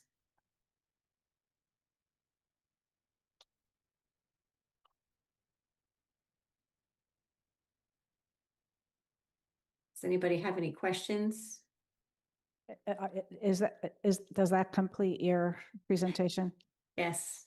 Great. Maybe there will be some questions. Let's first ask if there are any members of the public who would like to address this. I'm going to guess at this hour and in this location there aren't going to be any, but it's a public hearing, so we're going to ask. There's no one in the chamber. Is anyone on Zoom like to talk about this secondary sign on the huge blank wall on the backside of the shops at Chestnut Hill. Not that I have a preference yet. I will speak to that. I will come clean. I don't hear it. I don't see that anyone wants to speak. So let's take it into the committee. Block, followed by Roach, followed by Irish. Thank you, Chair. I have a question for the petitioner. Will this illumination be turned off when the shops at Chestnut Hill are closed? Or is this on 24/7? And Melinda, are you still on? I am, yes. So this will be in the same sequence as the signs that we have on Route 9 and Hammond Pond Parkway. So they're on a timer, basically going with sun up and sun down. So we don't have the lights illuminated during the day, and then at night they are on. Thank you very much. That's it. You're welcome. Good question. Councilor Roach. Oh, I have so many questions. First of all, why is this before us? This should be an administrative matter. And so we need to do something to fix that. Number two, this isn't a question, this is a statement. I have been to this mall and this entrance so many times. I can state categorically that the only people who will see this are the people who are already on the mall property and already heading to the mall. This is unnecessary. Nonetheless, I think that this should be 100% approved. However, and Councillor Block made my point for me, I think that there's no reason for this sign to be illuminated. It is much different than the Route 9 sign, which is an ongoing kind of advertisement of the property. And then I would add as a condition that this be unlit after the latest store closing or latest restaurant closing in the building. Because again, I do not think you'll be able to see this from the you won't be able to see the sign from the other than from the mall property, and therefore it's just light pollution after that. And I would like to encourage my Ward 7 colleague to move approval. We'll get to him after we hear from Councillor Irish, who had her hand up. Thank you, Chair. One question is, again, I agree with Councilor Roach about this maybe going through administration, but administrative review. My question is, what is the, maybe this is for planning, what is the maximum square footage for principal signage?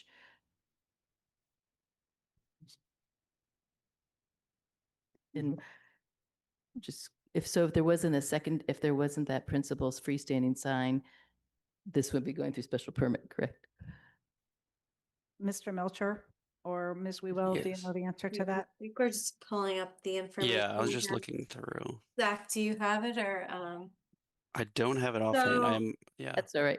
It says, well, one secondary sign is permitted per each entrance on a street or parking area. It may be no larger than a 50 square foot maximum. So this sign is 202 square feet. The way we measure signs, I think, is essentially to place a box around the sign, and that is the measurement. So you can see there's kind of, you know, the logo and the 3 lines that all counts towards the sign area. I think Councillor Irish is asking what the maximum size of the primary sign, not the secondary sign, would be. Is that I'm what you're seeing asking? for a principal sign, it's 3 square foot per linear foot of building wall frontage or 100 square feet, whichever is less for principal signs. So the primary sign is somewhere else on the building, perhaps facing Route 9, but it's not on this backside facing the parking lot and the Yeah. Hammond Pond Parkway side, right? Yeah, and I think as the memo notes, whenever there's a freestanding sign, that is the principal sign. Does that Okay, answer your question? That does Enough? answer Good my enough? question, and I would be happy to see some signage on the back of this building. Thank you, Councillor. Thank you. Anyone else? Councillor Golden? Counselor Leary first, perhaps, then we'll come to Counselor Golden last. Thank you. I don't really have any issues with the signage. It actually improves the blank wall. But on the other side of the building, there's a lot of signage for the different retailers. And I don't think those are lit. And this one is lit. Is there a reason for that? Are they lit too? They are in the evening. They're backlit. Okay, I obviously need to go there more often in the evening. 'Cause some people shop in the evening and go out to restaurants in the evening, and if it weren't illuminated, you couldn't read the signs. And I know that because we just recently had the Tiffany lights replaced. Some of them had gone out, but yes, during the day you can't actually tell, but they are in the evening. Okay, well, I mean, it actually improves the facade of the building too. I have no problem with it. Counselor Golden. Your ward, your thoughts, your motion. Thank you, Madam Chair. I move that we close the public hearing and approve the petition. Thank you. Before we vote on that, I'm just going to say I will vote in favor of this too. As I already indicated, I think that huge blank wall could well do some business identity, some wayfinding, some notice for people who don't actually know where to go in, who are parked in that back parking lot. So I will be happy to vote in favor of it. Let's vote by voice on closing the public hearing. So all in favor, please say aye. Aye. Is that unanimous? Anyone opposing that? No, well, it's unanimous. So now we'll vote on amending the special permit. Oh, wait, Zach, are there other considerations we need to look at here? Are there conditions for this? I can pull up the draft order right now. Yes, let's look at Yeah. that and then we'll vote on it. I just want to be clear, did we get consensus on a condition that the sign not be illuminated after a certain point? No, we did not. We could. They're on a timer. They're in conjunction with the other ones. I'm not sure that that meets everything that Counselor Roach was suggesting. The timer, as I understood it from Ms. Davis, is exactly the opposite of what I was suggesting. It's from dusk to dawn, meaning it would be on overnight, which is fine on the Route 9 sign, but on the back side should be off from closed to open. I would personally support that. I mean, when the restaurants and shops are closed, you don't need the sign on. What do other committee members feel? Give me nods or something. Yes, Counselor Farrell and Counselor, yes? Okay, we're supporting that motion. A motion to Amend the motion. to add a condition that the light be off from the close of business until the open of business. I think that makes sense. Second, we all agree with that. So let's amend that. Counselor, Kate, Ms. Wewell, were you going to say something? Nope, thank you. That's clear for us. We can work with that. Okay. Okay. Now that- Yeah. Thank you. So you'll Yes. amend that and we can bring it, change to the full council. Let's take a roll call vote. Sorry, I'll share. Counselor Leary, Aye. Counselor Lucas, Counselor Kelly, Aye. Counselor Block, Aye. Counselor Irish, Aye. Counselor Roach, Aye. Counselor Golden. Aye. Counselor Farrell. On this motion, the ayes are 7 and the nays are 0. One absent. Okay. 7-12 to 10-12. Wishful thinking. Good night, everyone. Thank you. We are adjourned.